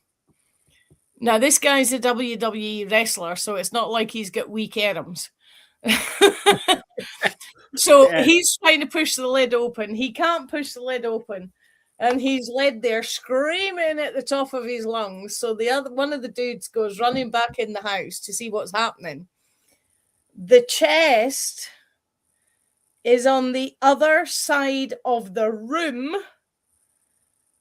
And the bottom 8 inches, or the right-hand end 8 inches, are hovering over the top of the staircase that goes down to the basement. And he's like, you moved the chest. And he's like, how the hell am I going to move the chest when I'm in it? He's like, you moved it. He's like, I didn't move it. He gets the lid open, and the wrestler dude's there having a complete freak out, and he's like, holy France. And he's like, what? He's like, that's the staircase. He's like, yeah. He says, I'm in the staircase. What the hell? And it's simply because I can't see how they could have done that when they were all on camera. You know? Yeah. A lot of the stuff they have done, there's bits where it's like, yeah, I can see how you could have been able to do that, to fake it and that. But the wrestler dude was full on having a case of the screaming abdabs. One of the other guys is like, you got out of the case and moved it. And he's like, I can't get out. You just saw I couldn't open the flaming lid. And it ended up being a full 25-minute argument between the two of them until somebody else went, well, actually, no, how would he be able to move it while he's in it and the lid's shut? Because it took two of them to open the lid when they got in there. Yeah. So, but Yeah, I like random things like that. Yeah. Well, Well, I need to remember Bella needed her medication. Sorry. That at St Bravel's Castle, like I said, there was a lot of activity that night. Mm-hmm. I was staying in King John's bedroom, the bedroom he stayed in when he was there. Yeah. I was supposed to be sharing it with 3 others who didn't turn up. Mm. Oh joy, that could go either way. Well, they put trigger items in and set up a video. Mm-hmm. In there while we were, and we saw the evidence after.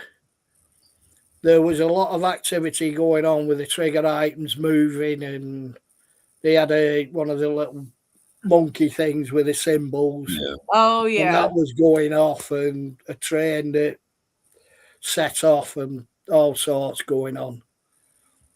Mm-hmm. I walked into the room at the end of it, and I said, "Do your worst. I'm going to sleep." I never heard a thing. I just went straight to sleep. Obviously, this week is about Poltergeist, so we've got to talk about 2 of the most famous Poltergeist or alleged Poltergeist events. Alleged. Amityville and Enfield. Yep. So, what are you? Where should we start? Amityville or Enfield? Neither. I don't particularly believe either. No. Yeah, I have to agree with you on that one. I know I think is it Danny? I think Danny Lutz, their eldest son. He's still living off the whole situation. It's one of those. They're both one of those that have grown legs. There might have been something, but it's grown a whole new. Yeah. See, now, both cases, to one degree or another, have got 2 certain famous people in. That I'm not a big fan of. Obviously, the Warrens are more known for the Amityville case. There's a lot about how much of a frauds they were. There's I was watching something, must have been about 2 years ago now. I watched it.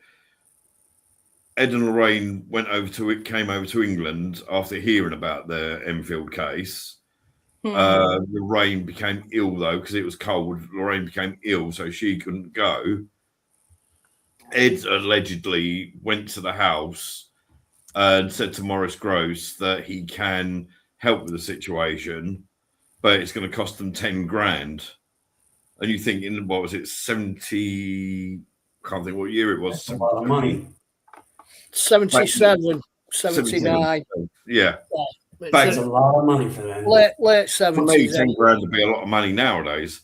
Apparently, he said that he can help out for 10 grand, and he didn't even get to finish his cup of coffee before he got kicked out of the house.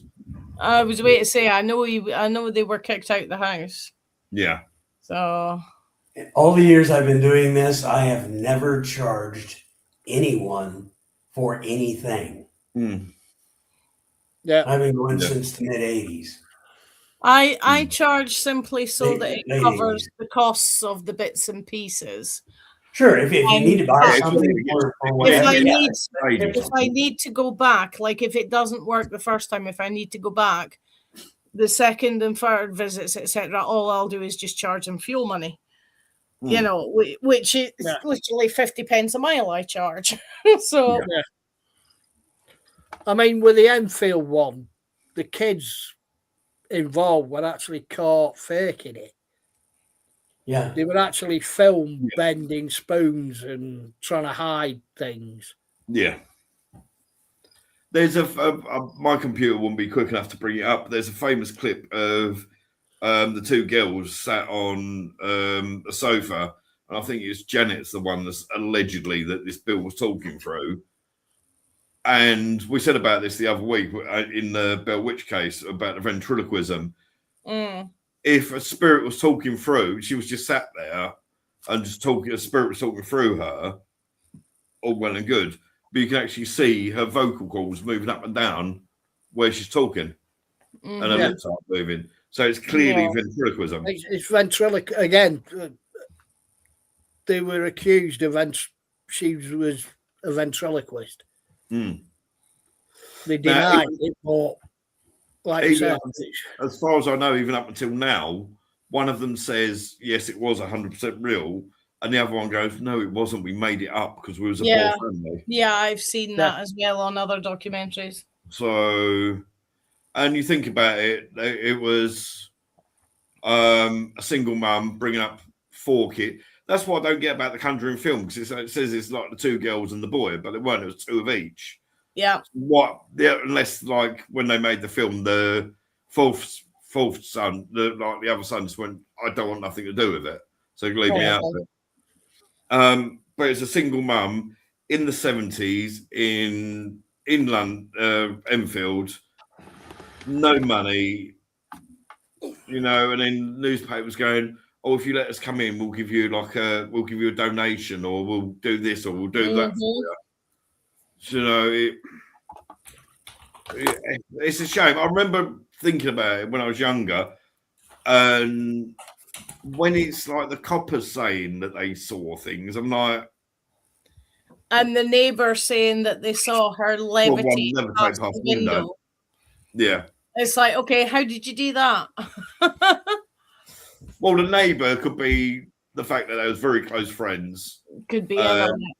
They just basically lied to help them out. Where the fact that I'm getting my 15 minutes of fame. I'm getting my face in the papers. I'm getting my little few minutes on TV and things, doing interviews. When it comes to them two, the male and female police officer that claim they saw chairs moving and things, though, I'm not for sure about that part of it. Yeah. What do you guys think on that? The one thing I did think about that when I heard, because there is a recording of the WPC's statement. Yes, there is, yeah. And the first time I heard that, I thought, and how much longer after this were you still a copper? Yeah. Knowing what most coppers are like. I mean, some of the stuff I've experienced was reported to the police because the people were at their wits' end. And they're all just laughed off. And it's like, in the 70s, it would have been even worse. Yeah, at least nowadays they're they get all this alleged mental health training and everything that they have to go through now. What's that? They're what is that noise?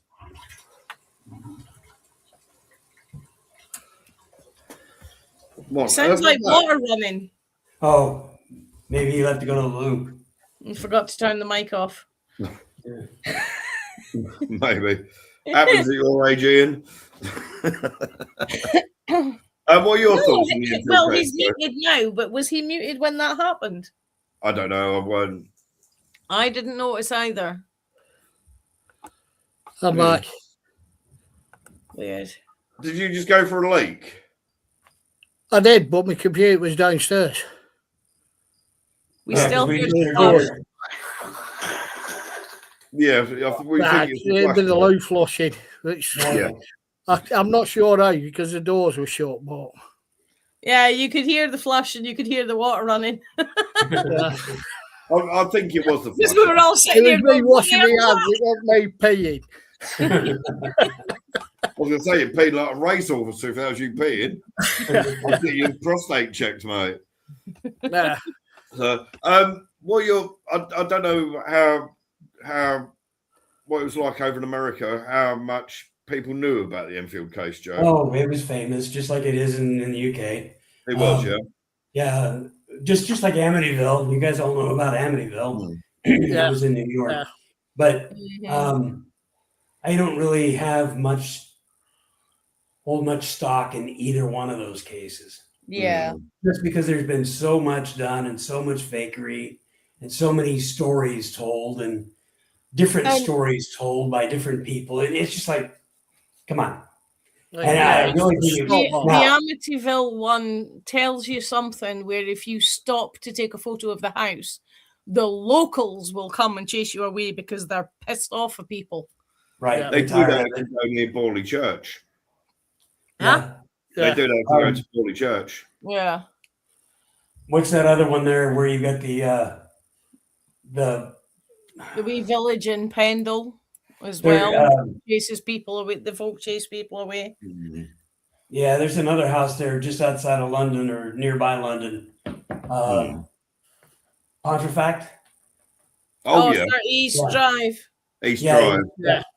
And that whole area there is like those people have got to be just dying to keep people away from there. Yeah, that's just it. Yeah, because I mean, the owner and the people who live next door have admitted that they're all faking stuff. Well, I know a team up in Liverpool that had done 30 East Drive, and at the time it was the woman that lived next door that held the keys. Right. Supposedly, the place was so haunted that the family moved out; they never lived in there again. Yet there's 2 censuses that have the family's name on. Well, if they didn't live there, why have they got their name on the census? Yeah, for a start. And what a census is, what, 10 years apart? 10 years. Something like that. So if they hadn't lived there for that long, why have they got their name on the census still, for one? Mm-hmm. But as I've said before on previous ones, one of them had come out, one of the team, who was the only one that smoked, came out for a cigarette, and they were standing there and out to look across, and they could see into the neighbour's house, the one that held the keys at the time, and she was going like that on the wall. And when they finished their cigarette, they went in, they went, "Oh, you bloody missed it. It was banging everywhere here a minute ago." Yeah. Yeah. See, this is the thing. Because of the smoking ban, we're all told, don't stand right outside the building. So we all tend to gravitate to the street, which means you can see the whole house and next door too. Yeah. Nowadays, though, if I remember rightly, the guy that owns it now is Turkish, I think he is. And he is said in an interview, he goes, the house ain't haunted, but people are willing to pay the money because they think it is, and it's a business. It's business for me. That's all it is. Yeah. It's money making. Something happened. At the very start of it, it might well have been, there might have been something. Mm-hmm. Yeah. And something happens, and all of a sudden it blows up, and the advertisements and all the people get excited. Everybody wants to go, and it gains fame, and pretty soon you've got, this famous place where something small happened in the beginning. It's just blown out of proportion. But again, when you're opening to investigators and stuff, you're also opening to the skeptics, and this is where my original theory comes in. But there might have been more skeptics than believers have been there. So what was there has faded out due to lack of sensitive people to notice it. Right. And now it's all just hearsay. Yeah. Right. But we all know ourselves. There's places that are remarkably haunted. Yeah. Oh, yeah. We know for a fact they are, but we've been there and there's nothing happened. Yeah. Because the ghost has gone, sod this, I'm not performing for you. I'm tired tonight. Yeah. It's like when me and Heidi were together, Pottsford Gibbet was only about 2.5 miles away from me. And I remember one week there was 37 teams in a week that went down to investigate it. Oh, for goodness sake. Yeah. But there, in fairness, there is amazing activity. Little Mary that's there, she absolutely loves interacting with people that go there. There's a lot of the stories that a lorry driver had stopped to go for a pee, and he walked into there and went for a pee, and he turned around and there was a skeleton standing behind him in a cloak and all that rubbish. from where the road is to where the actual gibbet is, it takes about 6 or 7 minute walk. Why are you going to walk that far in when you got like a whole forest there? You're going to go to the nearest tree to pee. Yeah. There's a couple that claim they was walking their dog and saw the ghost of Jonas Snell there, and I do miss things like that, like you say, they get a reputation. It's like all these Bigfoot hunters. Mm. Yeah. And they're banging on trees with sticks, and they get a repeat. Oh, did you hear that? Yeah, it's another bloody group the other side of the valley doing exactly the bloody same thing. There's what's that name? I can't think of the name of the team, but there's that famous team that done a TV program with a really tall guy. The one that does the calls. Hobo, yeah. They went out and they was doing their Bigfoot hunting. They was doing knocking, and they was getting some knocking back. And it turns out a couple of miles down the road, there was another team of Bigfoot hunters that were hearing them thinking, "Oh, we're getting knocked. It's a Bigfoot." Yeah. And those responding. So it's easily done. Cracks me up. What they going to do if he comes running out and runs off with her or him? Yeah, and that's what makes me laugh. You get people banging. You've got the rhythm. Yeah, I'm available. Yeah, exactly. Well, that's what makes me laugh about the Bigfoot case. You get people to go out with their rifles and they'll shoot deer, they'll shoot elk, they'll shoot moose, they'll shoot a bear, and then they go, "I'm standing there with my gun, and then a Bigfoot come running at me, so I run away." You've got a great big gun in your hand, and you've shot all sorts of stuff. Why aren't you just going to shoot that? Yeah. Well, to be honest, listening to most American hunters, he would. I'm famous because I've shot the last Bigfoot. Yeah. Well, on that program, I mean, it cracked me up when they actually had a video, and it was quite convincing. They were on a trail, you could see for at least a mile, and about halfway down, something came out of the woods. And they were filming it, and it was like, bloody hell, what is it? Now, if that was any of us, you wouldn't have seen me for dust for being down that trail trying to get hold of it. Yep. With my camera. They were filming it and saying, well, unfortunately, we were at the end of our time. We had to get back to wherever. It's even more reason to chase after it when you're at the end of your time. You would have said, "Sod it, I'll sleep in the car tonight. I'm going to carry on and sod my job tomorrow. I'm out here chasing Bigfoot, and that's the most convincing thing I've seen. Oh, we have to be aware." Latest thing as well that what's his name? Patterson's son has come out with a 40-second video clip of a person talking to Patterson and Gimblin dressed in a Bigfoot outfit. And apparently the mum knew it was fake the whole time. He knew it was fake the whole time. Everyone you can see is clearly it was fake. Because if Bigfoot is a primate, for a start, a female primate doesn't have hair on their breasts. It's like the doctor's photo of Nessie. Surgeon, yeah. Yeah, if you look at it, you can actually see the square base that the head is attached to. Yeah. Yep. And everybody's like, "Oh yeah, it's the most convincing one." And even at primary school, I was like, "Well, what's that square bit at the bottom?" Yeah. Animals don't have squares. But I've got square bits for sure. I would love Bigfoot to be real. That'd be fantastic if something like that was real.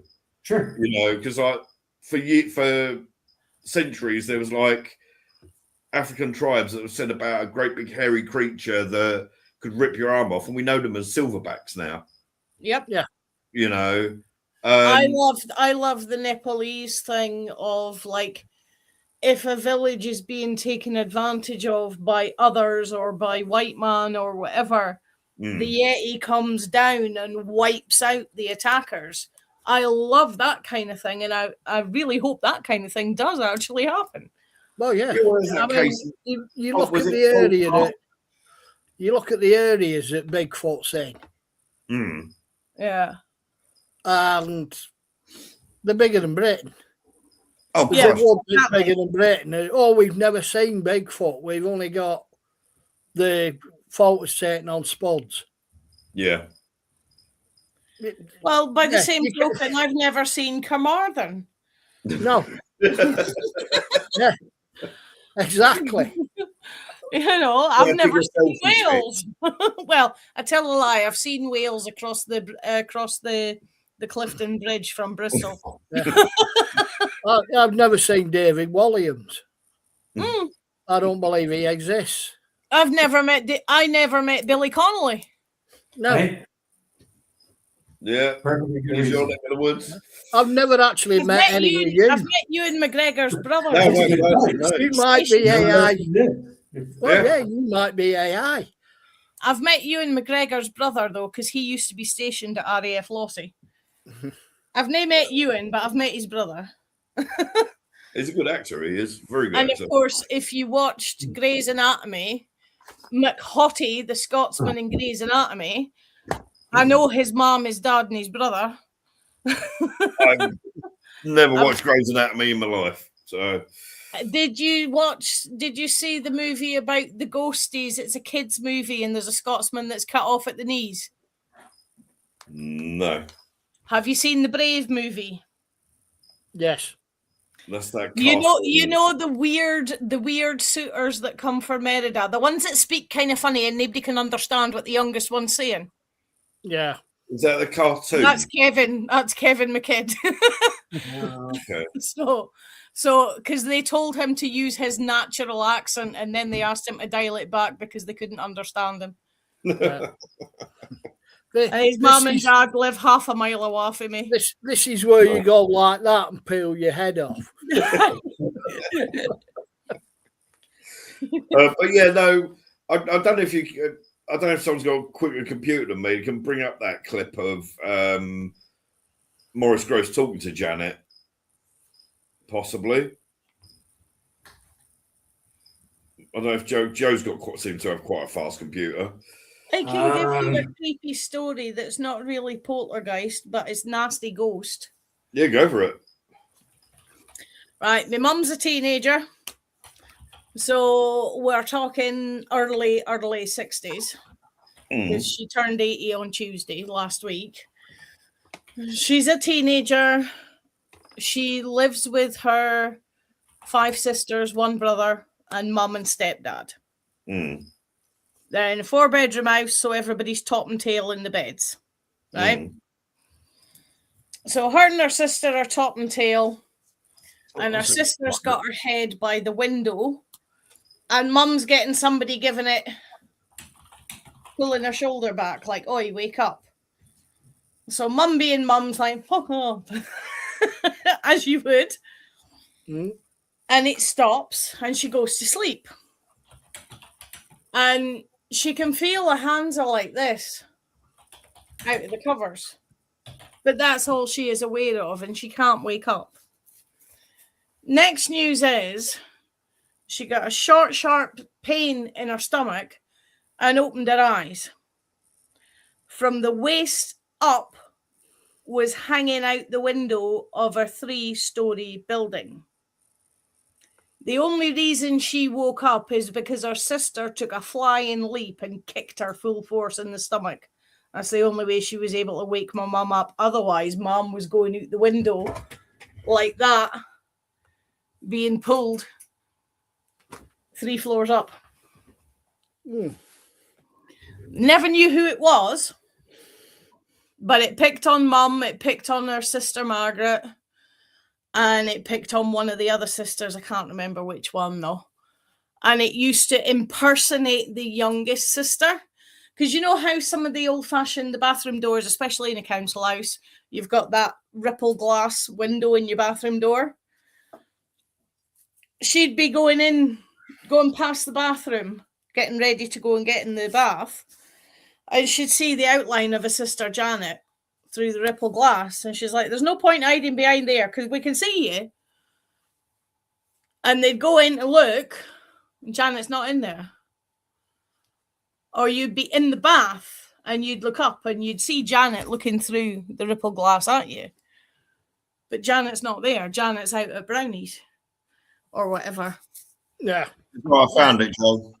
That was their house. That was the house that Mum grew up in. When the sisters and everybody had moved out and it was just my grandma and my step-granddad, You'd go round for a cup of tea and you'd hear soldiers marching across the floor above your head.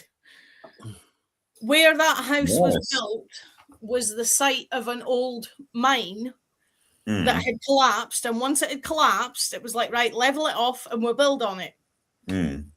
But the ground surface that would be level with the second floor, or well, the first floor to us, second floor to the Americans, was the ground level previously during Roman times. And my grandma actually saw a bunch of Roman soldiers march through that room on several occasions. Nice. So I managed to find it, Joe. I think it was all helped because my grandma had 7 kids and 5 of them are psychic. So, you know, the house was able to make itself known regularly. Yeah, right.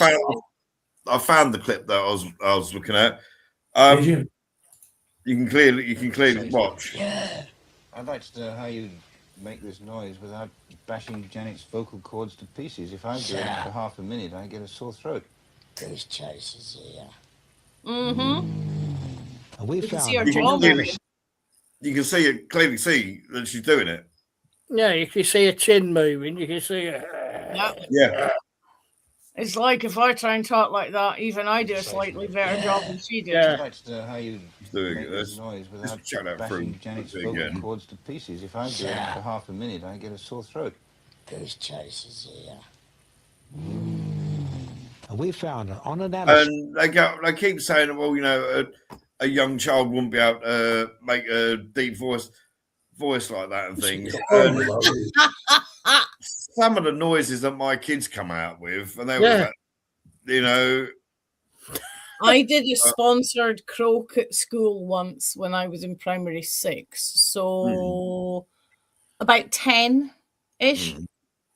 And I spent the whole day talking like that for charity. And it was deeper than that. I can't go that deep now because it actually hurts now. Just there alone, Linda's just proved that you can talk that deep even when it ain't your voice. Yeah, it's really easy, actually. See? Got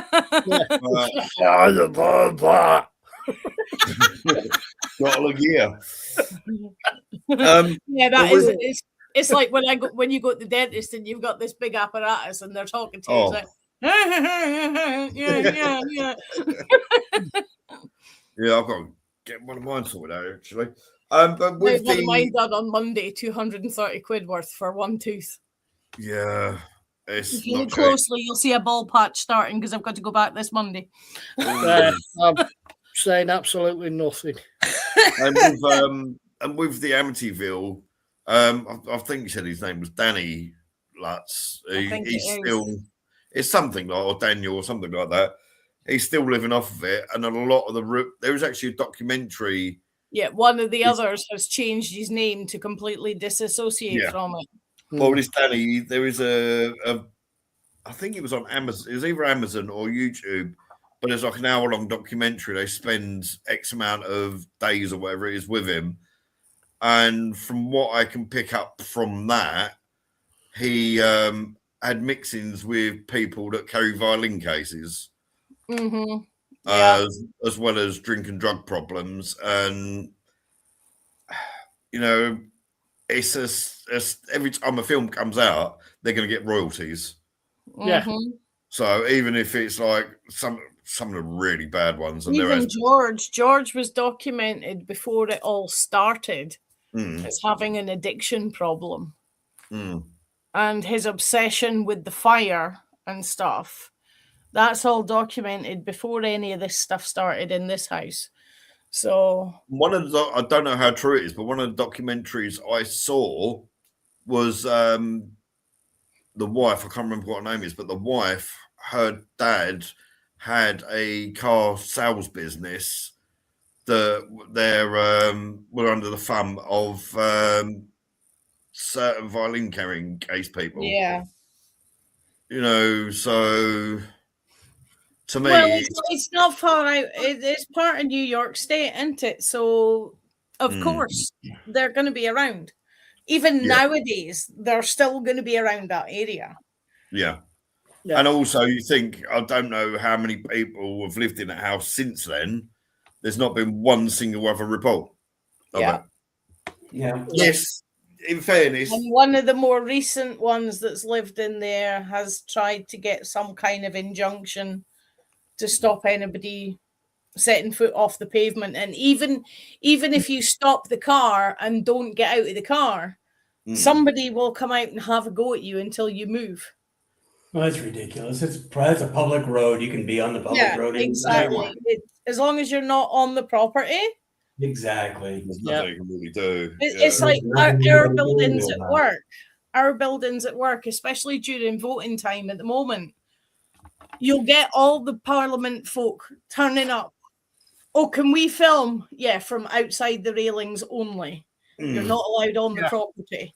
Yeah. You know, and you see them all, we saw they were at the cathedral. It's like, no, they weren't. They were stood on the pavement outside. That's all they're legally allowed to do. At the end of the day, though, both stories are very good stories. They are good, creepy stories.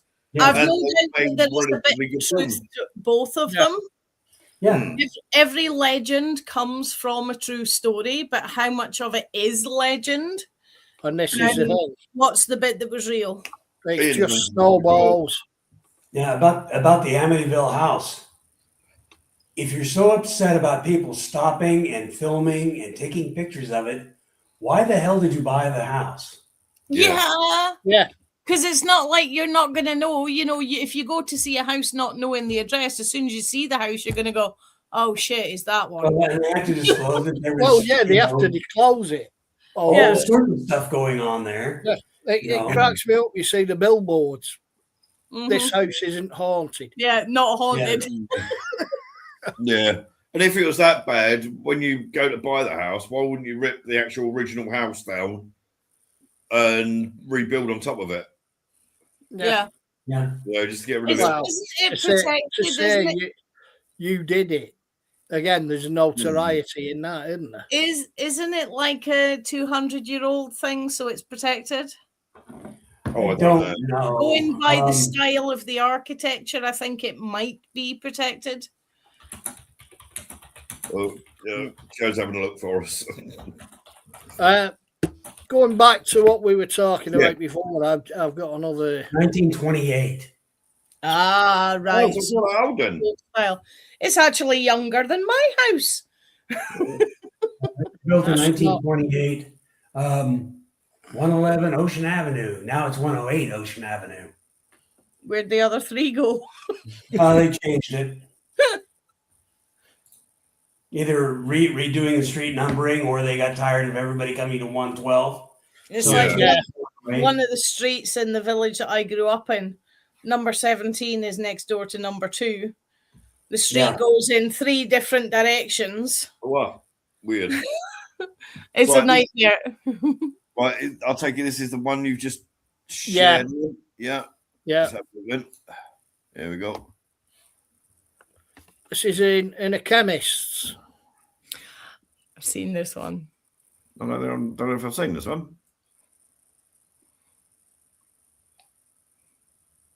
That box just Love it. moves out and floats. Something falls. He saw the yellow one or whatever color that was, but he didn't see the red one hanging out. Yeah. I think it was the speed because it came across from. It was in his peripheral vision, and he either saw it or heard it. But the pink one, it was like, what the? I've got a story like this, but I'll let you do your bit first. I'm not going to stand here all day and pick this stuff up. Yeah, exactly. I mean, this is a similar sort of thing with stuff that suddenly starts. See now, right? The logical part of my brain, not that there is much of that, but it says to me, why would a ghost go into a chemist and stand there holding a box in the air for no reason? Mess with the guy. That's my job after I die. I'm going to go around and haunt people and mess with them and see if I can get some exorcists to come chasing me down. I'm not sure about this one. There's a shop in town here. Everybody was saying, oh, it's got really good deals, but it's in one of the out-of-town retail bits. So I didn't actually go until I was driving. And we'd heard stories that it's allegedly haunted, and I'm like, it's a new build. There was a previous business there before. They've demolished the whole thing and put this new build on top of it. Yeah. But I can't see the haunting transposing from a sawmill to a mini supermarket because it's a totally different environment. Well, we walked in the door the first time we went, and we're just, we haven't even started walking down the aisles yet. And we're just looking at the layout. You know how some of them you can walk down the aisle in front of you, but you can't go to the side because that's blocked off for the tills and stuff. Yeah. It was done like that. And we got down the first aisle, and halfway down the second aisle coming back the way, and this bottle of mouthwash, like, say, that's the shelf, right? This bottle of mouthwash goes... And me and Mum are both stood there going, did you just see that? It literally comes off the shelf, hesitates for a second to make sure you've seen it, and down it goes. And we're like, did you just see that? And an old wifey behind me goes, I just seen that, and I'm nae shopping in here. And she walked out. Right. What are we going to go for next week? Unless anyone's got any more poltergeisty ones. I've got one. Oh, yeah. Did you finish with your one, Ian? Yeah. That, like I said, I have a few, but the similar sort of things that I can do a few more personals if you want. But this one I know is got something going. Yeah. This one I know has got something going for it because it's got 3 different animals and they're all acting the same. So there's something going on in this house. So let me share and all that craziness. I found my dowsing rods, Joe, so might give them a try. Because I've had literally no luck with EVPs or anything in here, so they always tell you not to investigate your own home because you want to sleep. I know we have much more experience than most people, but even man trying to catch footage of his I barely ever sleep anyway, so for the good first half of the video, he tries to get his dog to come out from under the bed. Then hears a knock from up in the attic and decides to check it out. Hey, what's the matter, girl? Come here. What's the matter? You okay? Yeah. Up yours, mister. Come here. Yeah, that's not moving. Okay. Yeah. I'm gonna go hide again. So, yeah, I don't like that, Dad. Yeah, that's no, I'm gonna be here. That was a very nervous wag of the tail. What the hell's the cat doing? Making noises. Doesn't like it. I'm gonna go hide over here. What is that? I love these stairs in the closet. Your ex is here again. Oh. Isn't that cool? That's pretty awesome, that is. This attic. I love this attic. Suspicious.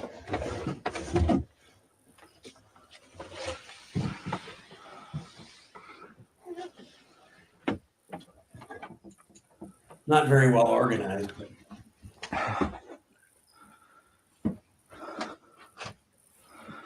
Looks like he's got a leak in that corner. Mm.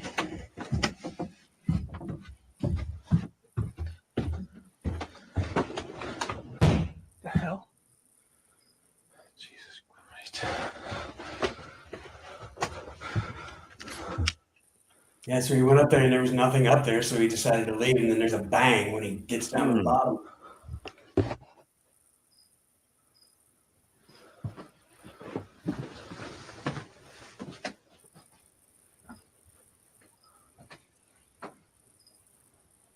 Where's that rat? What's going on? That's a bloody rat that needs to go on a diet, banging like that. I don't know. I had squirrels up the I'm amazed he got back to the hatch without tripping over a box. Yeah. If that had been me, I'd have gone flying over all the boxes. Yeah. That's interesting. Oh, and he left his camera up there.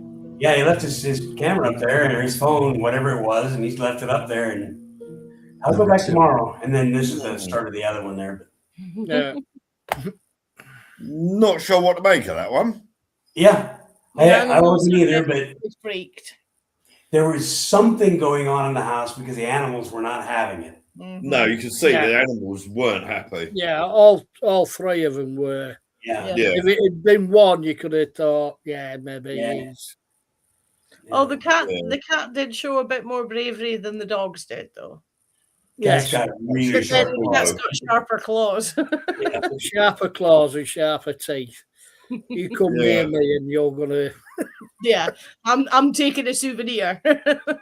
Yeah. They could 5 potentially points be, of me are sharp. Come on. Bring they it could, on. there could potentially be an earthly explanation for that barrel falling. But Yeah, it's could have reaction from animals that's caught my attention. Yeah. A 9.4 earthquake would probably cause that. Yeah. Yeah, but Well, the I fact mean, that nothing else moved is Right. what makes me go, that was a And it symbol. went up and over. Yeah. What- I mean, unless he, but you didn't see him pulling his string. Yeah. So he had to have somebody with him to do it. Yeah. Well, That was- I mean, They'll he's say, got it well, boarded out. somebody You don't got really there. see because of the mess what it's boarded out with. Mhm. He could have stood on the end of it, and it's only Yeah, he could have- needs a slight could have movement. But his reaction, Mhm. I It's mean, it's the reaction of the animals that makes me feel that is more likely to be real. Yeah. there's the reaction something to going the on. animals, but his reaction as well. If that was just something falling over, Yeah. he's been walking around and hearing this, and he goes up to investigate. He's a lot braver than some. Yeah, that's true. Yeah. And then I've had people phone me to go and look in their loft because they're not brave enough to. As Ian said, as he walked towards where that is, it could be that there's a loose floorboard Mhm. or something there. I couldn't quite make out what the floor. But He then again, didn't move. is it big sheets rather than individual boards? Yeah. He didn't move though Yeah. until it had crashed. While and then he he was took off. still Yeah. Well, like I said, his reaction, he's already hypersensitive because he's Mhm. Yeah, you can hear his breathing. You can hear his breathing. You can hear the way the animals are reacting and everything. He's up there thinking, "What the hell's going on?" Yeah. Something falls. See now, if He's killer just found out- squirrels. Well, yeah, he's just found out adrenaline's brown and smelly. Now, if it literally just been the video clip, had literally just been him going, "What the hell?" walking through the door and up the stairs, and it falling, I would have said Yeah. straight away, fake. Yeah, or somebody's helping him do it, something like that. Yeah. Yeah. But with the reaction of the the animal, dog comes out and then backs up because dogs don't tend to like to walk backwards. No, No. because it's They- uncomfortable. The whole Yeah, that was not a happy dog. Mm-hmm. and also the black dog didn't seem to react quite as much. The black dog But looked when I saw the older. cat looking in that direction, Yeah. I'm thinking, The black dog dog was looked looking at the older, floor. so I think the Yeah. black dog was a case of, I'm not giving you the satisfaction of reacting. I'm just going to slope off over here. Yeah. Yeah. The head was very much down, Yeah. looking at the floor. That's a good find, Joe. That was a really good find. So- I like the animal reactions. So Yeah. Yeah, You the can't, ones from last week were can't brilliant. teach dogs and cats reactions like that. Yeah. Yeah. it's the llamas I have a hard time with. Those guys, I swear. Right, what are we going for next week? Ian ain't chosen for a while. To be honest, I thought it was me chose Poltergeist, but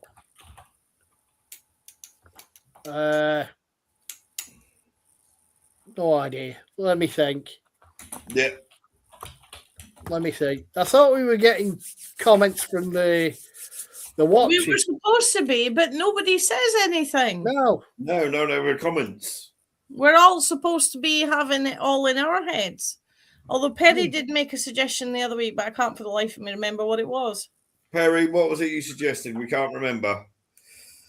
Colin done one for us the other week, and we've done that, haven't we? So, Yeah. Perry, if you're still there, what was your suggestion? I can't remember. Nork and Linda. Oh, hang on, I've got bugger. Have we done military spooks? No. We've done Battlefield. I know we've done Battlefield, and I think, did we not do one about haunted planes and stuff? That was one of Perry's early suggestions. But just general military personnel. We didn't actually get round to doing the haunted planes. Did we not? spoke on it because Perry had suggested it, but we didn't actually do it. Mm-hmm.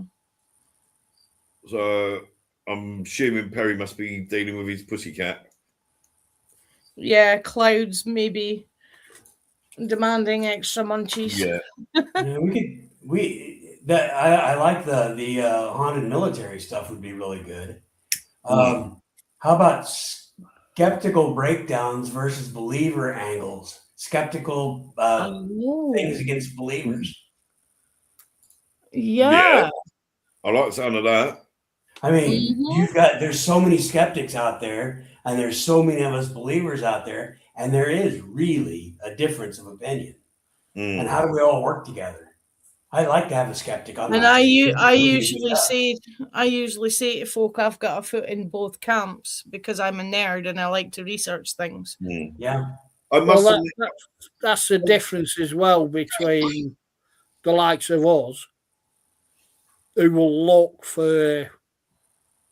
to debunk it. We'll look for obvious answers before we go, it's paranormal. Yeah. I've literally want a paranormal group when you don't believe. I've literally walked into somebody's house and saw a little Edwardian boy, like something out the Oliver Twist movie. The second I walked in the door, I've still gone round and asked questions and tested temperature differentiation from one room to the other. Asked them when this boiler and the central heating was last checked and everything else. Even though I saw the lad the second I walked in the door, you still go through all the logical stuff first. Yeah. I've got to admit, since, even though it was only a mild heart attack, but since my heart attack, which is almost 2 years ago now, Christ, I have been a lot more skeptical. Did you not see the light? Did you not see a big red circle and a light in it? No, there weren't the arrows pointing at the light, but they were in a circle. That's why I didn't go towards it. But no, since, even though it's only a mild heart attack, I thought, shit, that means I'm getting older. That means mortality, and the thoughts that go through your head. It's like, oh, okay, that's a bit of a warning. And since then, I've been a lot more skeptical. A hell of a lot more. I'm looking forward to it. One of these days, I'm going to be gone, and I'm going to be out there having so much fun. It's like that old rhyme that we used to say at high school about when we die. If I had the wings of a sparrow and I had the ass of a crow, I'd fly over insert name here tomorrow and shite on the bar steward below. Yeah. But yeah, I do still believe, but I don't know how to word it. I'm a lot more skeptical. It would take something big. It takes something big to happen for me to have the thoughts, feelings, and beliefs that I had 2 years ago. I'd need something really big to happen for that to happen again. And when I had an argument with Christian the other day, I know you've got blur on, but I've just noticed something I didn't notice before. What's beside your elbow? What, here? Yes, because at the moment it looks like a blurred out face. No, that's my statue of Sitting Bull sitting on a horse with my beanie sat on top of his head. Right, with the beanie sat on top, it looks like a face with dark the hair. beanie is the hairline, and it's a side profile of Elvis at this angle. Yeah. That's why I was like, I never noticed that earlier. It's like Freddie Mercury with his yellow suits on. Oh, yeah. Yeah, that too. I But know, as I but say, I didn't do notice miss. it earlier. That's why it just came to my attention now. And I'm thinking, what the fuck is that? I do honestly miss having the really strong beliefs that I had before. You just need to go investigate some more. It's been too long. It is over 2.5 years since I've had an Well, if you get this move. Oh, if I get this move, well, on the bike, if I get this move on the bike to the Haunted Abbey is 8 minutes away. Yep. Plus, there's a lot of other places right around where that is. Yes. Yeah. So, yeah, there's a lot of other places. So, you really need to just get out and investigate. Yeah. You've been sitting still too long. I have, yeah. I do really, really miss it. But after being burnt like the way I was last time, I'll be going back to solo again, I think. Yep. That's what I'm doing. Yeah. I'm going solo every place, everywhere. What I've always done. I go up to the old city that's been there.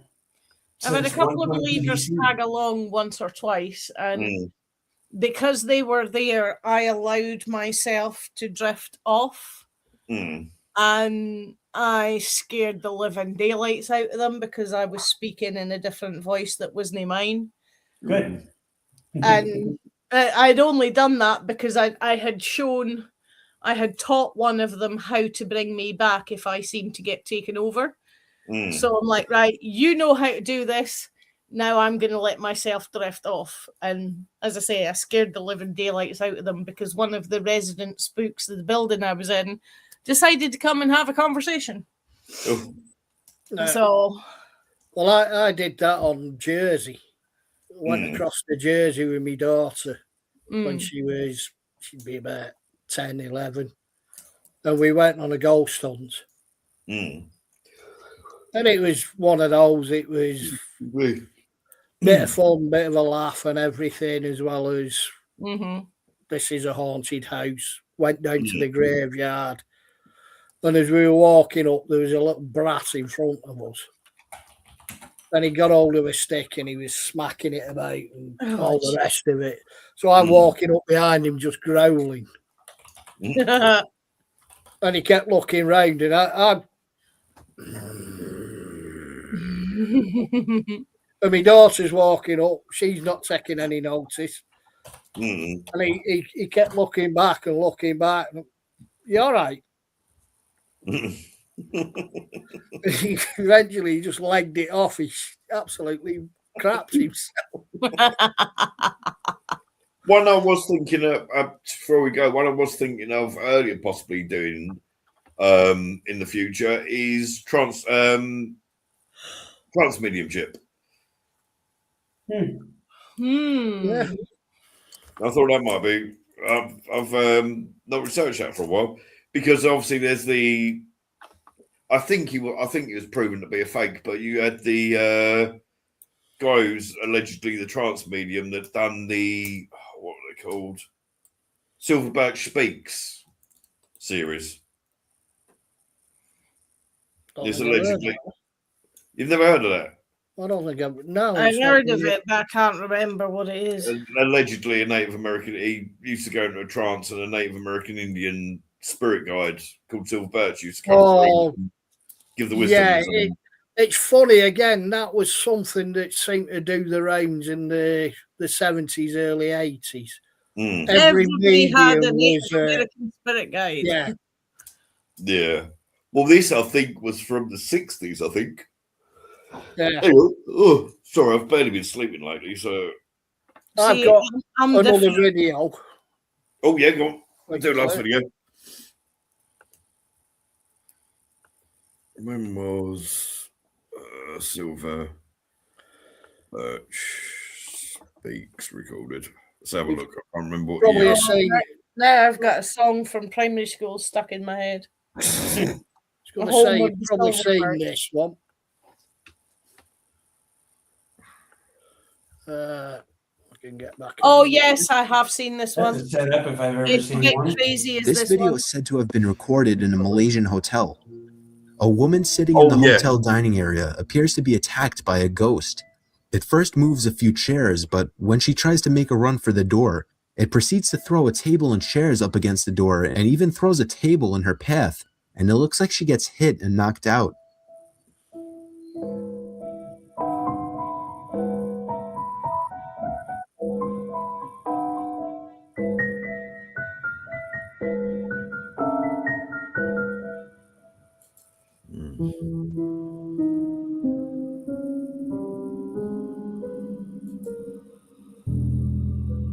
No, that is interesting.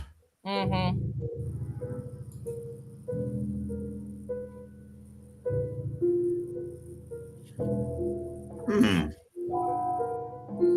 Number 4. See, I want the name of the hotel, the address, and how much it is per night. Yes. Well, I just had a quick Don't look. even give me a room. I'll spend the night in the dining room. I'll That spend the is night in there. Yeah. Right, I just had a look. Recording Silver Birch speaks aren't from a single specific session date. They come from a series of seances held over many years. Silver Birch communicated through medium Morris Barbanel, and these sittings began in the 1930s, and they continued on for decades, right up until Barbanel's death in 81. Edgar Casey all over again. Yeah.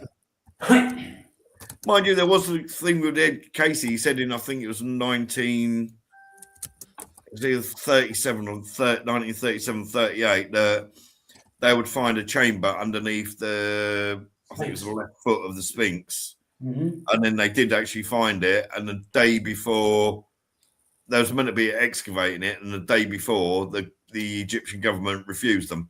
Yep. Let's not do that. Yeah. But ground penetrating radar on that has shown that there is something under there. There is a room under there. Yep. So again, with things like that, you look at the pyramids, you look at the chances of that actually being on top of something. Is I'd say it's 100%. It's pretty likely, yeah. I'm just trying to.